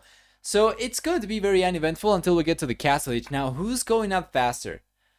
On paper, we have more villagers for Gabi, so she should have a stronger economy. And it seems like she does have more food workers as well, so she might be able to go up faster. Now, to be fair, Lavi's Head has had a lot of gold miners, so she's got more than enough gold miners right now, and she can very well switch a few of those into farms, or she can sell some of the extra gold, or she can use the extra gold to buy some food over here. But yeah, both players have a very constrained economies for the time being.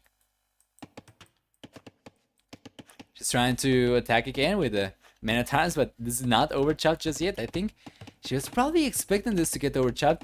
She's got to be careful over here. The archers coming in, but the villagers, yeah, they would take about 2.5 minutes to take the tree down, so it's probably a little bit too much for her to wait before striking. But if she does right away, she does strike right away, then the archers and the skirmishers from Gabi should get a better trade over here, especially with the scouts as a meat shield as well.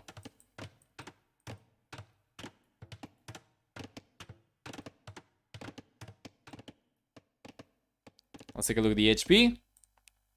Yeah, looking better for Gabi. Army composition is looking better for Gabi as well, so she should be able to take this one without too many issues. Gotta be careful though, because we have a hill advantage over here, and if she does not pay attention, the Minotaurs can potentially get it and take the archers down. So far she's doing a good job. The Minotaurs is going down, the scout's gonna go down next, another Minotaurs goes down, and everything should end up getting cleaned up over here. Yeah, even the scout will go down with one more hit. Wolf the real MVP? Not so much anymore.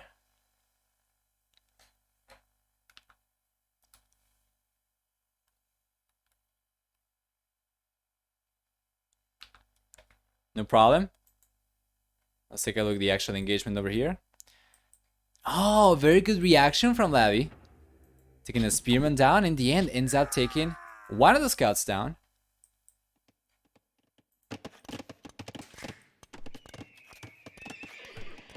Stable coming up. Yeah, and who's gonna go out to the castle edge faster? That question already has an answer. Lavihead ends up clutching it up, going to the castle edge faster despite falling behind the villager count. And yeah, despite Gavin getting more food workers in the end, so it's really good.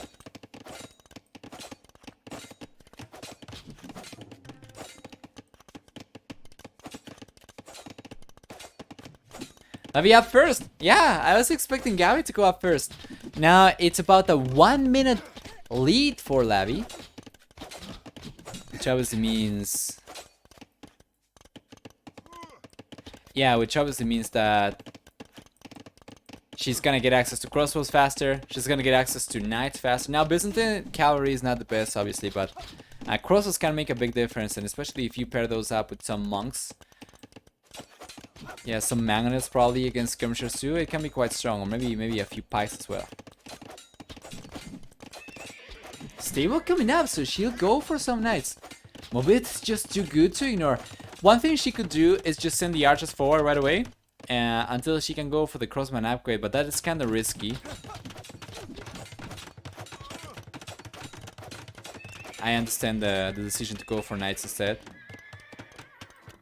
With some knights, she should be able to take the skirmishers down as well, which is great. It's much cheaper, of course, than going for siege. Yeah, it's understandable. There's one knight coming out. And it's good because it's going to provide some level of protection to your archers, so you don't just go forward like a maniac with pure archers completely exposed, right? After all, you don't really know what Gabi's got to work with. Could very well run into a bunch of skirmishers over here. There we go. 2 knights coming up. 2 stables even, and we see 2 additional knights being queued up, but from a single stable, unfortunately. Like, I'm thinking like an 1800. Yeah, you're halfway there. Just gotta remember to do it in game, and you gotta make all the right decisions. Bucking arrow coming up as well. This can be very good. Let's see. Volcanaro coming up and Crossman coming up for Gabi as well. How many units do we have over here for each player? We have 10 archers for red. We have 9 archers for blue only, but the 2 knights. So this can be very good. Let's see. If you take the engagement against the skirmishers over here, you're going to end up cleaning those up. And it's so much better for you. Your meat shield is fantastic too. Then you can use all the knights that you have left to play the meat shield role against these archers, and then you can clean those up too. If only I could play that Viper, I'd be the best player in the world. Literally one step away. Yep. It's a gigantic step, but technically true.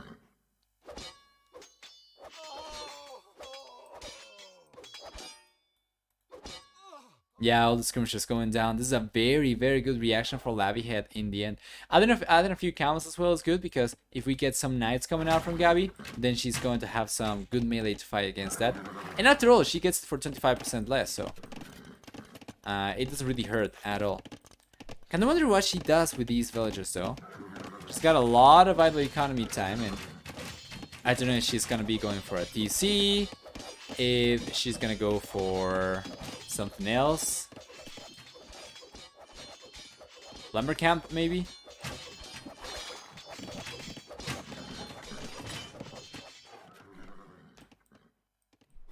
Here it comes. We're going to find out. She's got the resource to go for a TC, so she can definitely go for one. By the way, Gabi has not taken advantage of this little hole over here.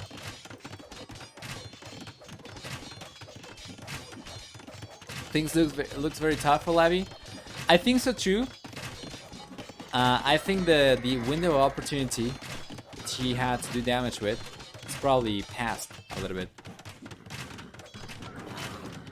She's getting to the center a little bit too late too.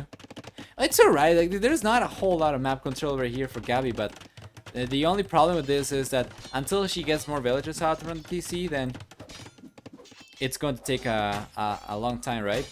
Well, this is really bad for Lavi. She's not paying attention to the villagers at all. That's 3 villagers going down, and all of a sudden the villager count goes up to 52 for Gabi, goes down to 39 for Lavihead, and that is a 13 villager lead for Gabi, which is so rough. Military count better for the red player as well.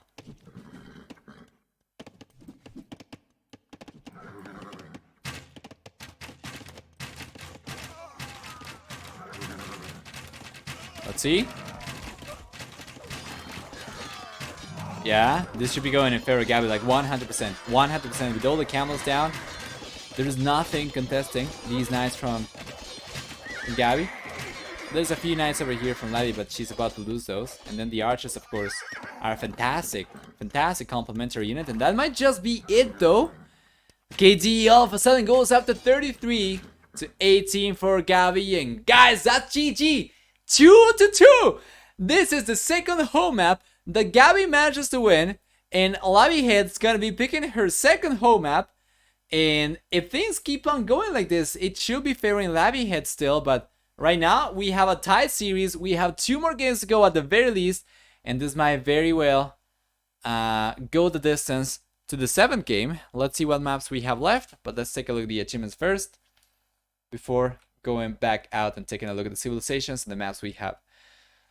So that KD in the end is very good for Gabi, approaching the 2-to-1 KD ratio over here. And then for largest army, or for the army high, we see 38-22 for Gabi and Lavi. Economy, on the other hand, we get a lot more resources for Gabi, like not even close. Close to 3,000 extra resources. And for technology, well, we have a faster uptime to the fuel age for Gabi. In the end, did not make much of a difference over there. Faster castle age for Lavi, unfortunately, was not making much of a difference over there. It was just overall other factors that ended up playing in favor of Gabi. Like all the idle time that Lavi had, right? For society, finally, 54-43 villager height. Yeah, that's exactly what I'm talking about. So let's go back. Welcome everybody, it's game number 5 in this best of 7 series between Lavihead and Gabi. Ethiopians versus Japanese. Really need to sleep, unfortunately. I'll catch the rest of the VODs. Yeah, no problem. Breakfast AOE. Thank you so much for stopping by and watching. I'll see you next time, man, and have a good one. Enjoy it. I don't even know what I was saying anymore, right? Oh, Lavi hit. She's playing Japanese, so what do we get for Japanese over here? First off, she gets 33% faster attacking infantry units started in the village. She also gets a 50% discount on drop-off buildings. She gets, let's see. She gets also some faster working fishing ships, although I don't think that's relevant over here. We don't have any fish whatsoever. Yeah, there's just this little ring of shallows instead. But yeah. What else do we get for them? They get for the team bonus also 50% extra line of sight on galley line ships, which is obviously not going to make much of a difference over here. But Gabi, on the other hand, playing with Ethiopians gets much more relevant bonuses. So first off, she gets the pikeman upgrade for free, which can be quite handy, especially in the Castle Age. Obviously in the Castle Age. She gets also 1 extra food, 100 extra food, and 100 extra gold upon reaching a new age. And then on top of that, she gets 18% faster attacking archer units. Meanwhile, for the team bonus, Ethiopians get 3 extra line of sight on towers and outposts. So, yeah, a little bit more vision, potentially will make map control a little bit easier. Let's take a look at the map generation over here a little bit. So, we already know that each player will begin with 1 gold and 1 stone right inside the walls. And we see some woodlands over here, so 4 woodlands as well. So, very nice little map generation for sure. But what else do we get besides that? So we have some stone and some gold in the northeast for the blue player over here. Right? Over here. We have some resources, which is great. But then we take a look at the southwest. And she's got 2 golds over here, which can be potentially great. I would say maybe expanding to the right hand side is probably a better idea. Even though you don't have as much gold over there, you can secure some stone, right? So you can potentially get enough stone to go for extra TCs on the left hand side, or to go for a castle eventually and try to secure this area. Meanwhile, if we take a look at Gabi's map generation on the other hand, there is nothing on the right hand side. So it's a very straightforward call for her to go on the left hand side instead where she's going to have not only both golds but also both stones and the woodlands, so it's a little bit easier for her to defend. I would say overall the map generation, I'm liking it better for Gabi just because it's going to be easier for her to defend her expansion on the left hand side. Instead, Lavi is gonna have to go for expansion over here and expansion on the left as well. Thank you for the follow, Mr. King Kong. Do you like more Ethiopians than Japanese here? Well, it's kind of hard to tell. I'm gonna be liking Ethiopians as a civilization a little bit better in general, and then against Japanese, I feel like they can be very strong, but it really depends on what you go for. Technically, some things are going to be better for different civilizations. So for instance, you get 33% faster attacking infantry units, right? So if you go for infantry for both, Japanese are gonna be getting ahead. Obviously, you wouldn't really go for infantry with Ethiopians unless you wanted to go for shadow warriors. But if you went for those, then Japanese get the samurai, for instance. But then if you go for much more standard units, such as the archers are better for Ethiopians because they attack faster, and it's also better for them. It's also a little bit easier for them to afford upgrades and whatnot because of the extra resources they get when moving up. So I would say overall, yes, I feel like Ethiopians are a good civilization over here. But I think Levi's got a plan, because I was not expecting Japanese to be used over here. I was expecting to see Mayans instead. And I think she was expecting Gabi to go for a counter pick, so she went for Japanese instead. So I imagine there is a plan somewhere. I just don't know exactly what it is, because everything that I see seems a little bit better for Ethiopians where it matters. Like, Japanese do get better things, but not for what matters. Ethiopians even get better siege, like they get access to bombard cannons too, which Japanese don't get access to. And if you research torsion engines as well, your other siege is much better, especially the Scorpions. They are absolutely ridiculous when you go for torsion engines as well. And because Japanese are either going to be going for infantry or archery, that's a unit you don't really want to be facing. Leech is coming in. The Tatars map. I think Tatars are being saved for Gold Rush.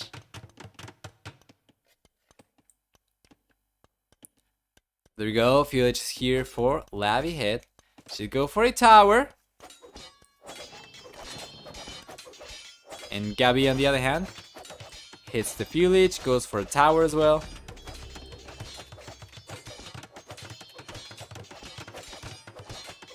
This one's going up significantly faster for Lavi, of course. So Gabi just bails out. There's 4 militias over here to work with, though, and she's going for the Mana Towns upgrade. How many militias do we have for Lavi hit? She's got 3 only, so it'll be 3 Mana Towns. Of course, with all the villages she's got over here, plus a scout, should be enough to take on these units. But now we'll see Gabi going for the counter attack instead. I am not the biggest fan of this because she's under pressure over here, and if Lavi hit manages to break through, then she won't really have too many defenses. We'll see a tower coming up, but that tower can potentially get denied. Let's see. And Passive will go down very soon. Meanwhile, Gabi's trying to put some pressure up here. I don't think Lavi is going to overreact to this at all. Just one house over here, probably one palisade next to it, or maybe another house, and she's gonna be fine. She managed to break through, but cannot do too much damage over here. The quick walls from Gabi. Fantastic!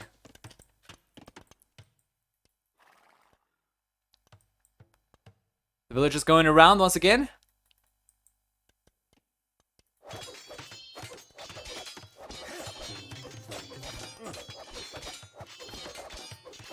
Yeah. The houses are coming out, but honestly, Gabi shouldn't really be able to break through over there at all. This is a very good defense for Gabi, though. Building the palisade so that she can target the tower. She might end up taking a loss over here, though. Let's see. Oh, scouts going down, and take a look at the quick walls from Gabi. The mad woman.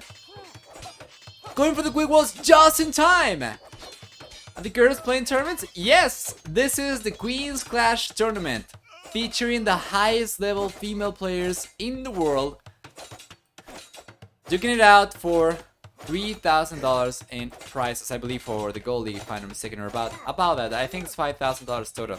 So this is the grand finals already of the Gold League. So we have the 2 best female players in the world, Gabi and Lavi Head.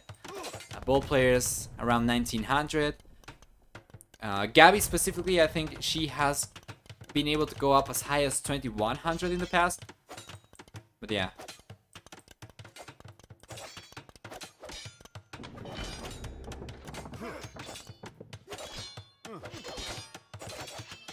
Well, that's one Mana Towers going down. The villager's going down for Lavi Head as well.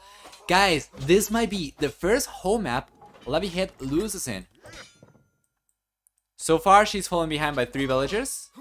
She's fallen behind in military quite a bit, and it seems like she's going to end up losing more villagers over here. Another villager going down over there, and that's going to be 2 more villagers going down, probably up to 3. Depends on how well she can play this. Yeah, and she's got the scouts, so she can try to block villagers, but it's only 1 HP, so it's kind of tough. Yeah, the scout goes down right away. Archer turns around, stares at the scout menacingly, and the scout goes down right away. Yeah, this 1 HP villager manages to walk away, but still, we have a 5 villager lead for Gabi. She's got arguably the better civilization in the matchup over here. And all of a sudden, Lavi's home map does not seem to be favoring her too much. And we took a look at the map generation as well, guys, remember? Yeah, remember, guys? We saw all the gold over here on the left-hand side, the stone over here on the left-hand side as well. So easy to expand into and so easy to defend as well for Gabi. While Lavi Head, on the other hand, had the the extra resources spread everywhere, right? So, yeah, not the best position. Sorry about the sound over there. A little bit of a technical issue, I guess we can call it, but yeah, like we have this over here, right? 1, 2, 3 resources on the right hand side. Then we take a look at the left, and there's 2 additional golds over here too. So Wouldn't say it's the best position at all. But it must my computer? Yeah, I'm sorry. I have seen Age of Empires several times, despite being 27-year-old and RTS player. Yeah, it's okay. Yeah. So you're 20. Oh my God, did I just say 70? But are you 27 years old? That's an alright age for an Age of Empires player or viewer. Most people around the community are either in their mid to late 20s to early 40s. Some even into their 50s as well. So it's a much more mature community compared to some of the other games.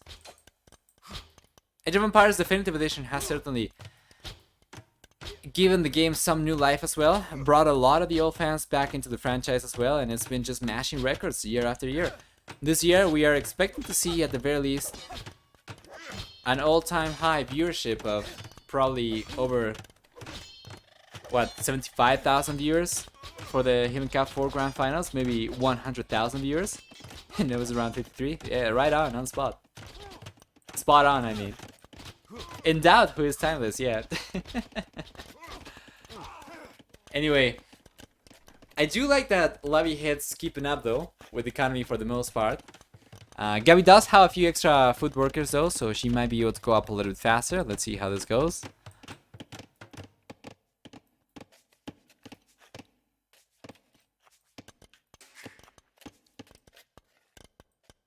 Yeah, it's just going to be fairly uneventful until we get to the castle age.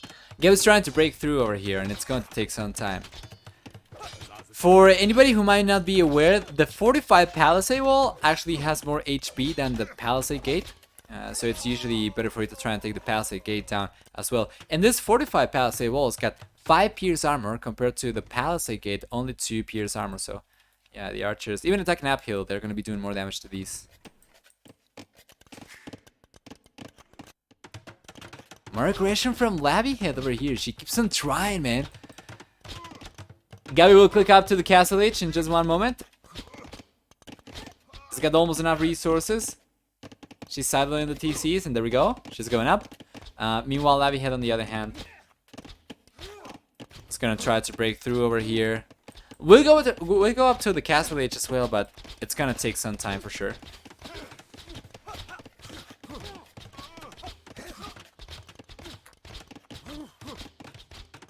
Let's see how this one goes.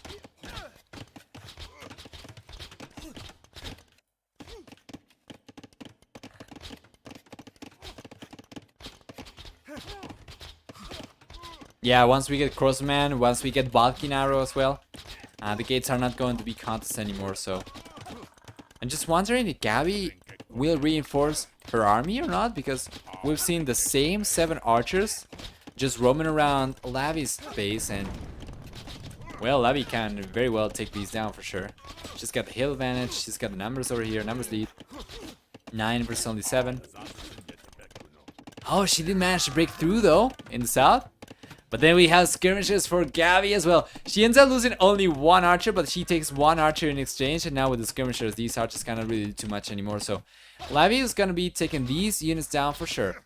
But Gabi will get to the castle age very soon. How many military units does she have? She's got 13. If she loses these 7, she's going to be down to 6. We know that she had 2 skirmishes around here. So the rest of the army is going to be archers that, yeah, she just got back home still.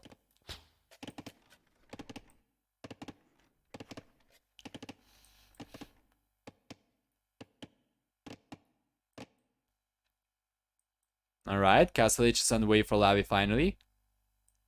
But this is so bad, man. She's got 3 less villages compared to Gabi. And she's on her way up, which means that she's going to keep on falling behind even further. Where's the villager difference coming from? You can see the LLTC time over here. It's significantly higher for Lavi. Meanwhile, the Eco KD is actually 2-0 in favor of Gabi, but obviously does not compensate for like the 7 to 8 extra villagers he's got right now. Meant I managed not to play AoE being an RTS player. Oh, okay, so you're still StarCraft, Warcraft. Right. player, and of course played Command and Conquerors, Supreme Commander, Stronghold, Cossacks, but miss AoE. Oh man, that is a long list of games to play while ignoring Age of Empires. This is like probably the quintessential RTS game there is, I think. Like El Clasico, so to say. For some reason, I feel compelled to say that with an English accent. But yeah, there we go. Castle Edge here for Lavihead. We see Crossbowman. We see Botkinaro coming up for her. There's still the same 7 freaking archers for Gabi that can easily get cleaned up with a huge amount of archers we have for Mrs. Lavihead. See? Don't really get the Japanese pick. The only thing that I can potentially think of is potentially trying to go for a counter to I don't know. I don't even know what civilization I was expecting to see over here. What is it that I wanted to see over here for Lavi? I wanted to see Mayans, right? So I was probably expecting a counter pick to a counter pick, but does not seem to be working at all. Maybe I think maybe she was expecting Slavs instead of Ethiopians.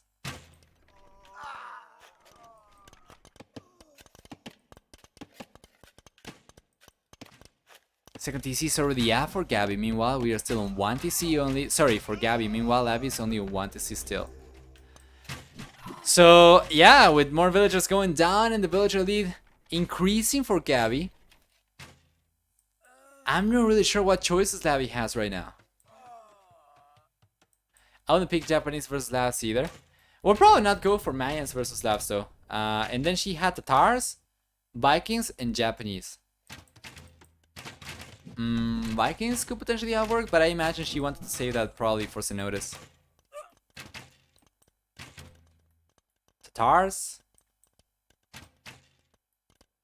Maybe. Yeah, she's saving that one for Gold Rush, so I'm really sure whatever the reason was. Yeah, it does not seem to be working out so well for Lavihead, unfortunately, and this is going to be her first home map that she loses a game in. Giving Gabi the lead as well, so Lavi would have only one home map to play next, and that'd be Gold Rush, if I'm not mistaken, right? Let me see, exclamation mark maps once again. No, Cenotes. Cenotes is Lavi's. So Gold Rush is Gabi's. Alright.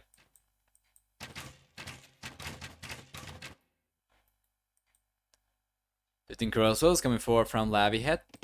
Can potentially get to do some damage over here, but won't be too much. And if we take a look at the amount of villages Gabi's got over here, it's 17. So she can garrison all the villages he's got inside the tower and the TC. Meanwhile, Gabi's got some Mangonels already out. She's got a larger amount of military units. She's got obviously a larger amount of eco units too. And just in case you might want to see how many resources the extra villages she's had for so long represents, take a look at the eco stats over here. She managed to collect 4,000 extra resources.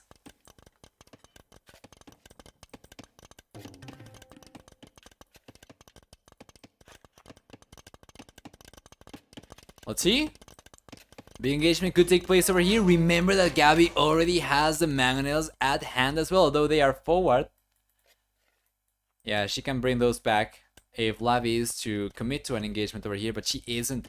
14 crossbows only versus about 18 over here, and yeah, it's a good choice that she bailed back.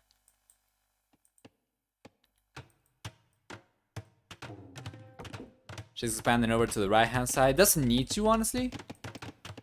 Yeah, we see a second TC coming up on the left hand side instead. I would prefer this a lot more and just go for the lumber camp over here maybe. Oh, this could be really bad to expose villagers for Lavihead. Well, there's only 2 crosses over here, so it's going to take some time for them to take the villagers down, but she does take one down. She's got ballistics too, so at a distance they can take the villagers down, no problem. Yeah, good shot.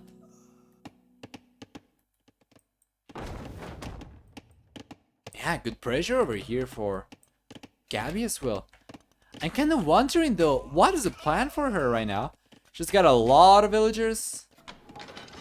But she's not really getting ahead too much in economy, so I imagine she's probably just trying to boom away and make the switch into the Imperial Age when she has to.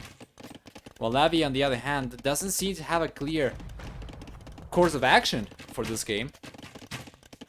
Because there doesn't seem to be any.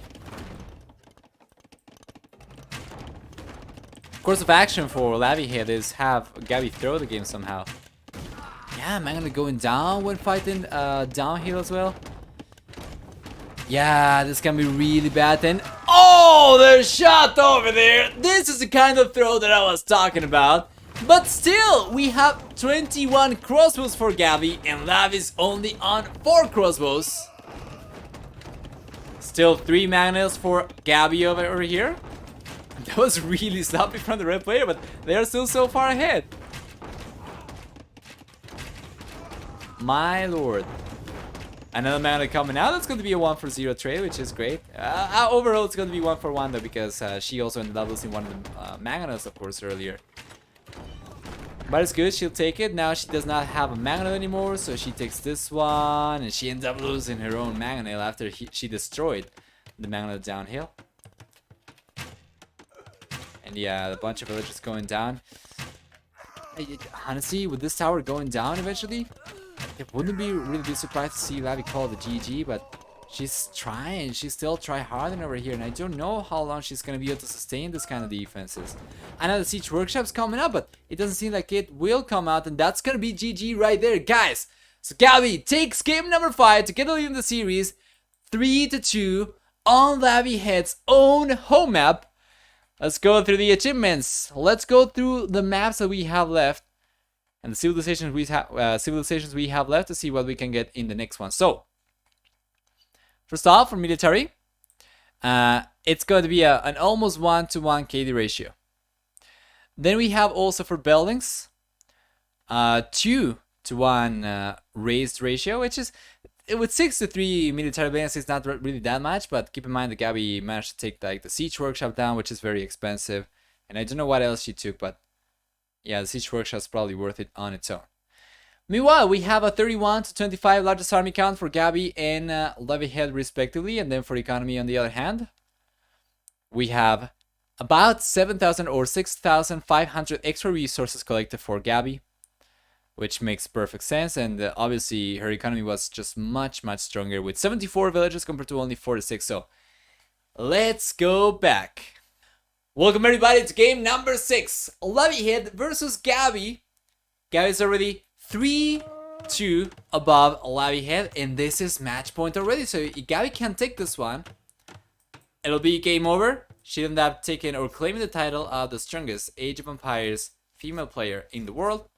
Well, Lavi Head's gonna be getting second place, which is honestly not something to sneeze at. It's quite strong as well. And just being able to take a few games from Gabi as well showed everybody that Lavi certainly has what it takes to be at the very top as well.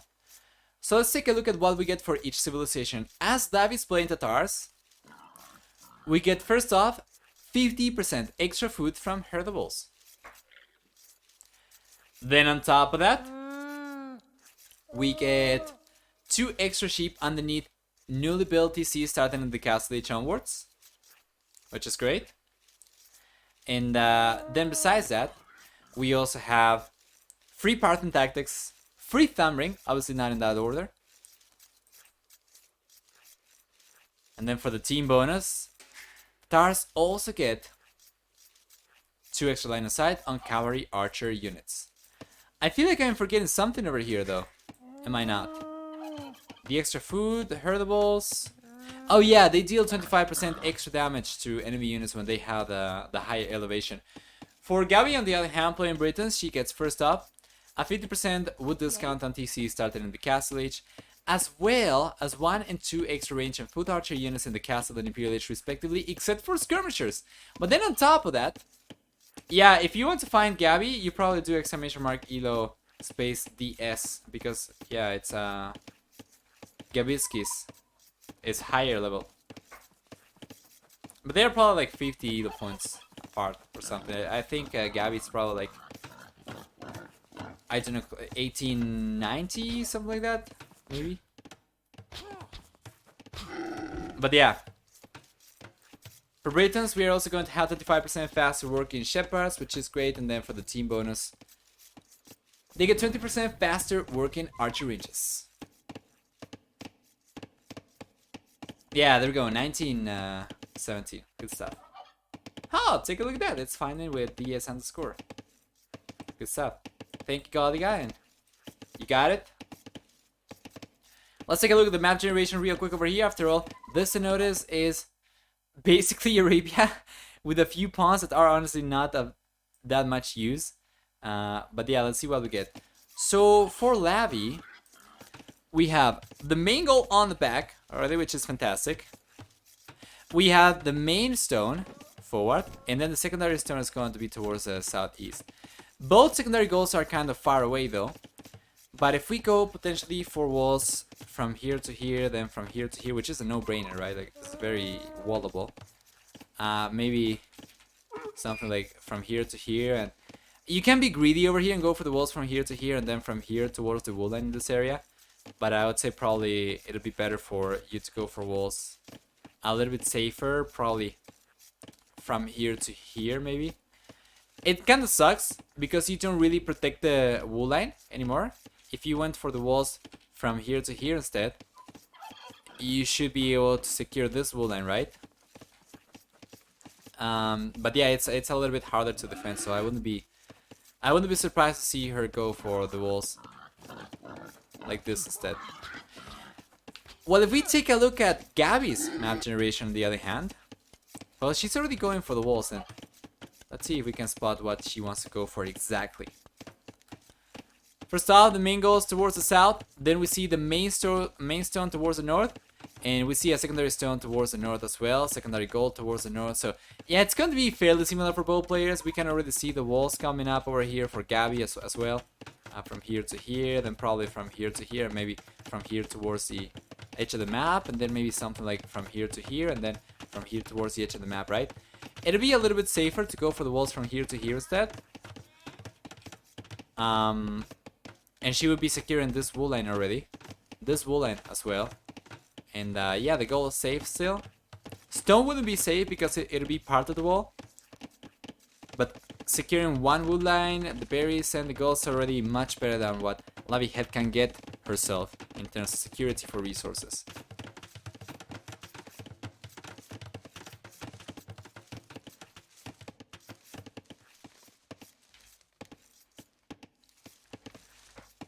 Let's see.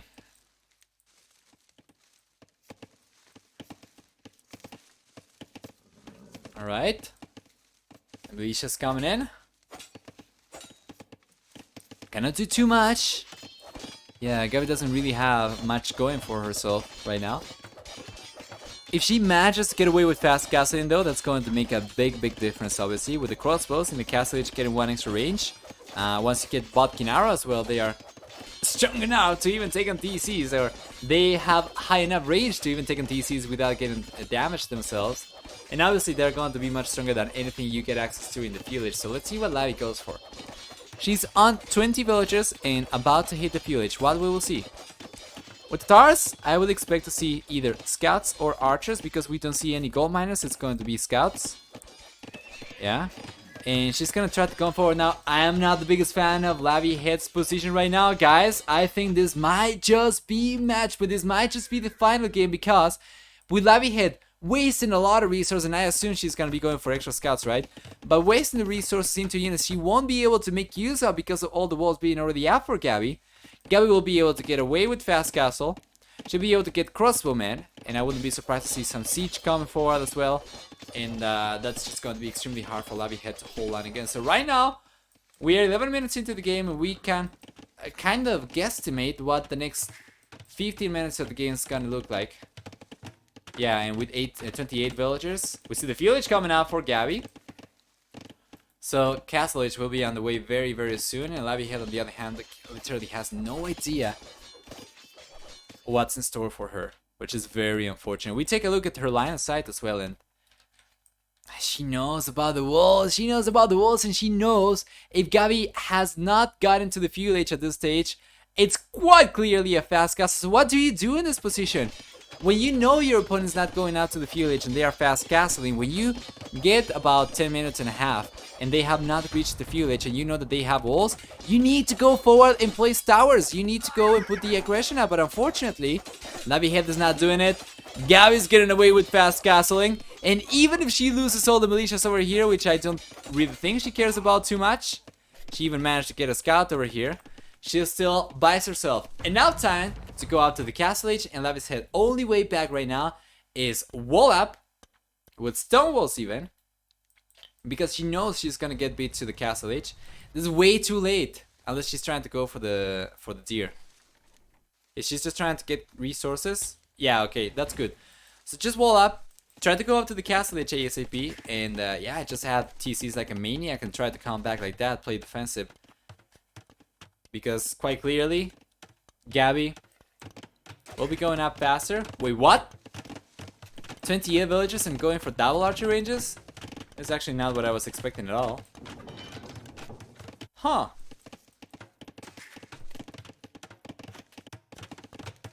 Could definitely have gone out to the castle H. In the end, it's just a double archer range build. 28 villagers? That seems way too greedy. 30 villagers right now. So will Lavihead actually beat Gabi to the castle H? Wait a moment though, this game has just turned upside down. And this is so awkward.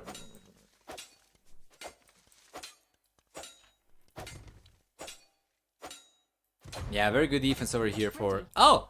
She ends up fighting against the scout, but it's alright. It's Britain's archers can hardly be a surprise. Yeah, but I thought she was going to fast castle. She was going up to the fuel H on 28 villagers. And in the end, it's just archers. Usually double archer ranges, you go for like 23 villagers. It's a lack of fast castle, that's a surprise. Yeah, hi Palm, welcome back as well. Welcome, welcome.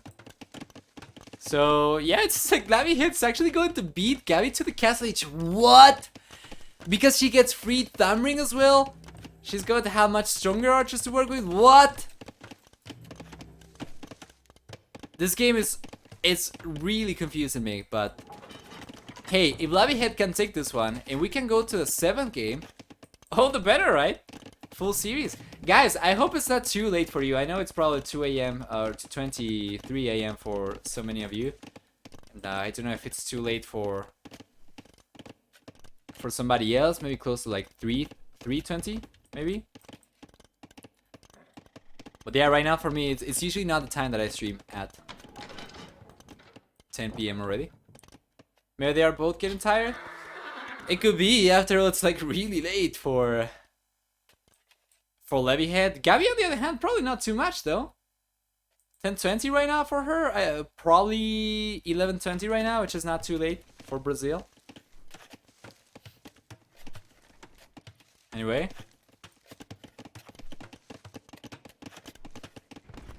Did she just lack the resources and board the fast castle, or was this a strategy choice? I'm actually not really sure. It feels like a strategy. Let's see. No, Lavihead is Austrian or Belarusian, living in Austria, and Gabi is Brazilian. So Gabi, it's probably like 11:20 for her p.m. and for Gabi it's like much later, probably like 2:20 or something. 21:30 for you, which is a nice time to listen. 21:30, so you're in the Americas, right? Yeah. 1:20 a.m. for you. Seahorse Gallop, I see. Oof. Still just getting warmer up on COVID time zone for last year, right. 6:24 p.m. there. You're on the West Coast, right, Pom? I imagine. 4:24 in Moscow. Are you in Moscow? Joyful Beekeeper? It's like very late. Anyway, Castle H is here already for Lavihead, so she's going for some skirmishers, right?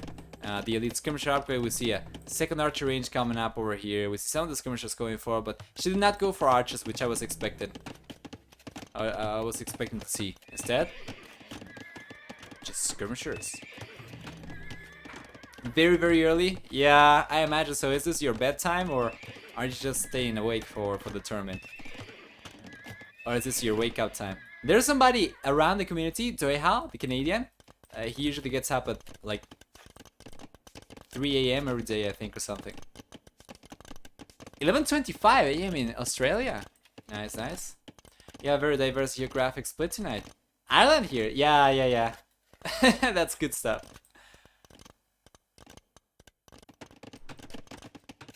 Cavalry archers coming out. This is good.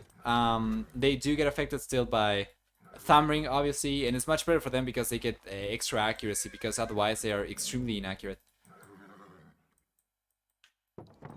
There's a lot of crossbows though for Gabi. A much higher military count of about 2 to 1. Very good ratio for the red player. That means Lavi cannot really do too much over here. We'd love to see a second TC. She's behind the villager count a little bit. She does have a lot of idle TC time though, so it seems like Lavi Head might be struggling quite a bit over here to keep up, and it might be a little bit too late for her. But Gabi is coming in hot. We see Panther Archer armor coming up as well. It's +1 defense for these crossbows. Yeah, and university is on the way for Lavi Head. So this is going to be for ballistics. Meanwhile, let me see if we have a university for Gabi real quick. Yeah, she's got one coming up, so we'll see ballistics coming up at about the same time for both players. A little bit earlier for Gabi because she's got the university up already. She needs to queue it up though. Does not have the resource to go for it right now. Meanwhile, Lavi Head on the other hand, yeah, does not have the resource to go for it either. So university is coming up, but can't really do too much about it.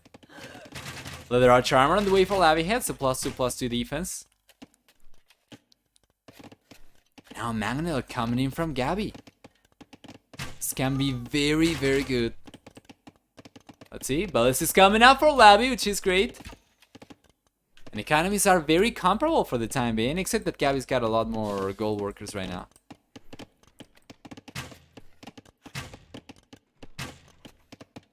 Yeah, the skirmishers need to move on because the crosses are coming in clutching here, but we have the Mangonel, so the Mangonel can make a big difference over here. We need some defensive siege over here for the blue player as well, so Lavi Head just bails from the left hand side of her base, and that is just a disaster economy. Take a look at all the lumberjacks taking wood from a single tree without going for the lumber camp over here at all, and this is just not good, man. We see crossbows on the right hand side from Gabi.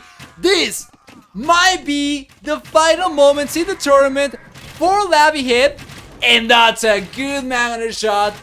Definitely potential to go for more great shots over here, and as long as the skirmishers are targeting the Mangonel, then the archers are going to be fine. And take a look at that.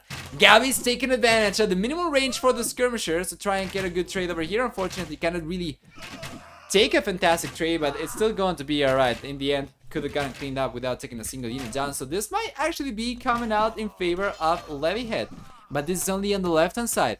On the right, we still have all these crossbows harassing, taking veil after lead from Lavi Head, and all of a sudden we have 51 to 26 villager count for Gabi and Lavi Head. Close to twice the villager count for Gabi. And only now, other than the second TC, this does not come down to the amount of TCs that we have for each player. This comes down to the amount of idle TC time that we have for Lavi. It comes down to the amount of villagers that Gabi has been able to snipe. 20 villagers going down from Lavi Head by Gabi. And well, it's a bumpy rope ahead for Lavi Head if she wants to come back. Once again, this is something that I say quite often in this position for some of the players. We are right now in a position where Lavi won't be able to come back just by playing perfectly, because she needs Gabi to make major mistakes. She needs Gabi to throw massively. And well, just seeing how the games went so far, does not seem like that's going to happen anytime soon. And this is very unfortunate because Lavi was looking so much stronger in the first few games, and now it seems like she's just falling apart at the seams.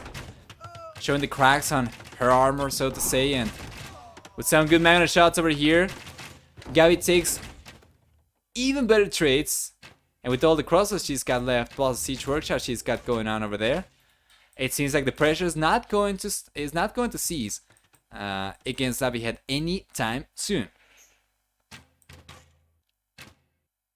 Maybe Knight Skirm from the start could have been better. So she was going for the skirmishers, did not go for the knights. I don't think the knights were going to change too much, honestly, because I think we had enough crossbows for Gabi to take care of a few knights.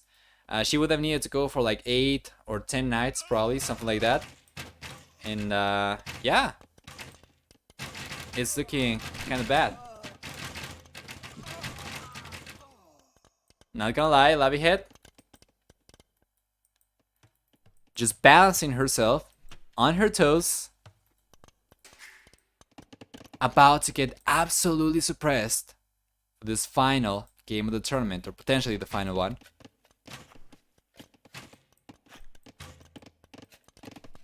Simple sketch is broken, need to fix. As I already said, I haven't played AoE, just accidentally found the stream with tournament and went on to watch who will win. Yeah. Okay, that's good. This can be potentially the first step for you to get into Age of Empires if you enjoy watching the game anyway. It's a fantastic one to play for sure. There's many StarCraft players that move to Age of Empires, or not really move, but play both, right? And yeah. I don't know if you're aware of it, Joyful Beekeeper, but next week, starting Thursday, the largest tournament in Age of Empires 2 Definitive Edition's history will begin, and it will go through Sunday, and it's probably going to be like 8 to 11 hours per day, and it's just going to be a fantastic show for everybody. It's called the Hidden Cup 4. It's hosted by T90, another Age of Empires streamer, sponsored by Microsoft themselves. And yeah, I'm gonna be covering it over here. Most people are gonna be covering it on their channels. Yeah, it's going to be absolute insanity for sure. See? Yeah, the mana's coming out right now from Lavihead. 3 manas over here. This could be very good. This is exactly the perfect play that I was talking about. That is very, very good. Lavihead manages to get a few crossbows down over there. Oh, that's gonna be a 1-for-1 trade though. It's not what she needs. Population of 52 for Lavihead right now. Meanwhile, Gabi on 124 population. 8 villagers to 36, and then we have 44 to 18 military units. 2 versus 2 manuals. Trade is not going. Yeah, it's not going to favor of anyone. 1-for-1 mana over there. A few crossbows going down. Let's see. And yeah, that's good. With the mana still up, Lavihead can definitely try and take on the crossbows, but yeah, Gabi just bails over here. She's very smart as well. She's not overextended over here. The moment she loses the final mana she's got, she goes right back. Meanwhile, she keeps on harassing over here with more crossbows. The villager count is just ridiculous right now. Over twice as high for Gabi, with 39 villagers for Lavihead and Gabi being on 82.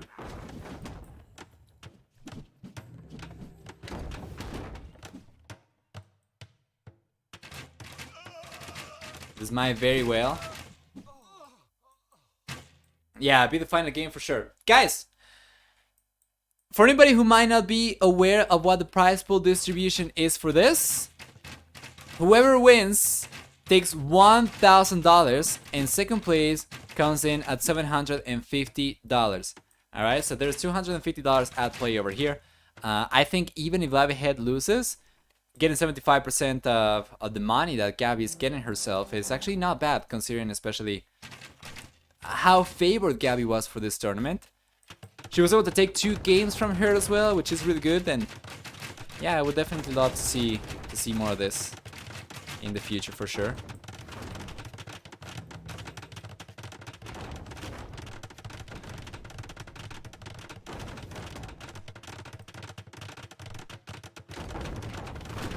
go. Magnet going down. The castle's gonna be coming up though, no matter what. Even with the mana up here from Lavihead, it's just not enough damage to deny the castle. So it's crushing, man. But Lavi keeps on trying just because of this being her final life in the tournament. But it's unlikely she'd be able to come back over here at all.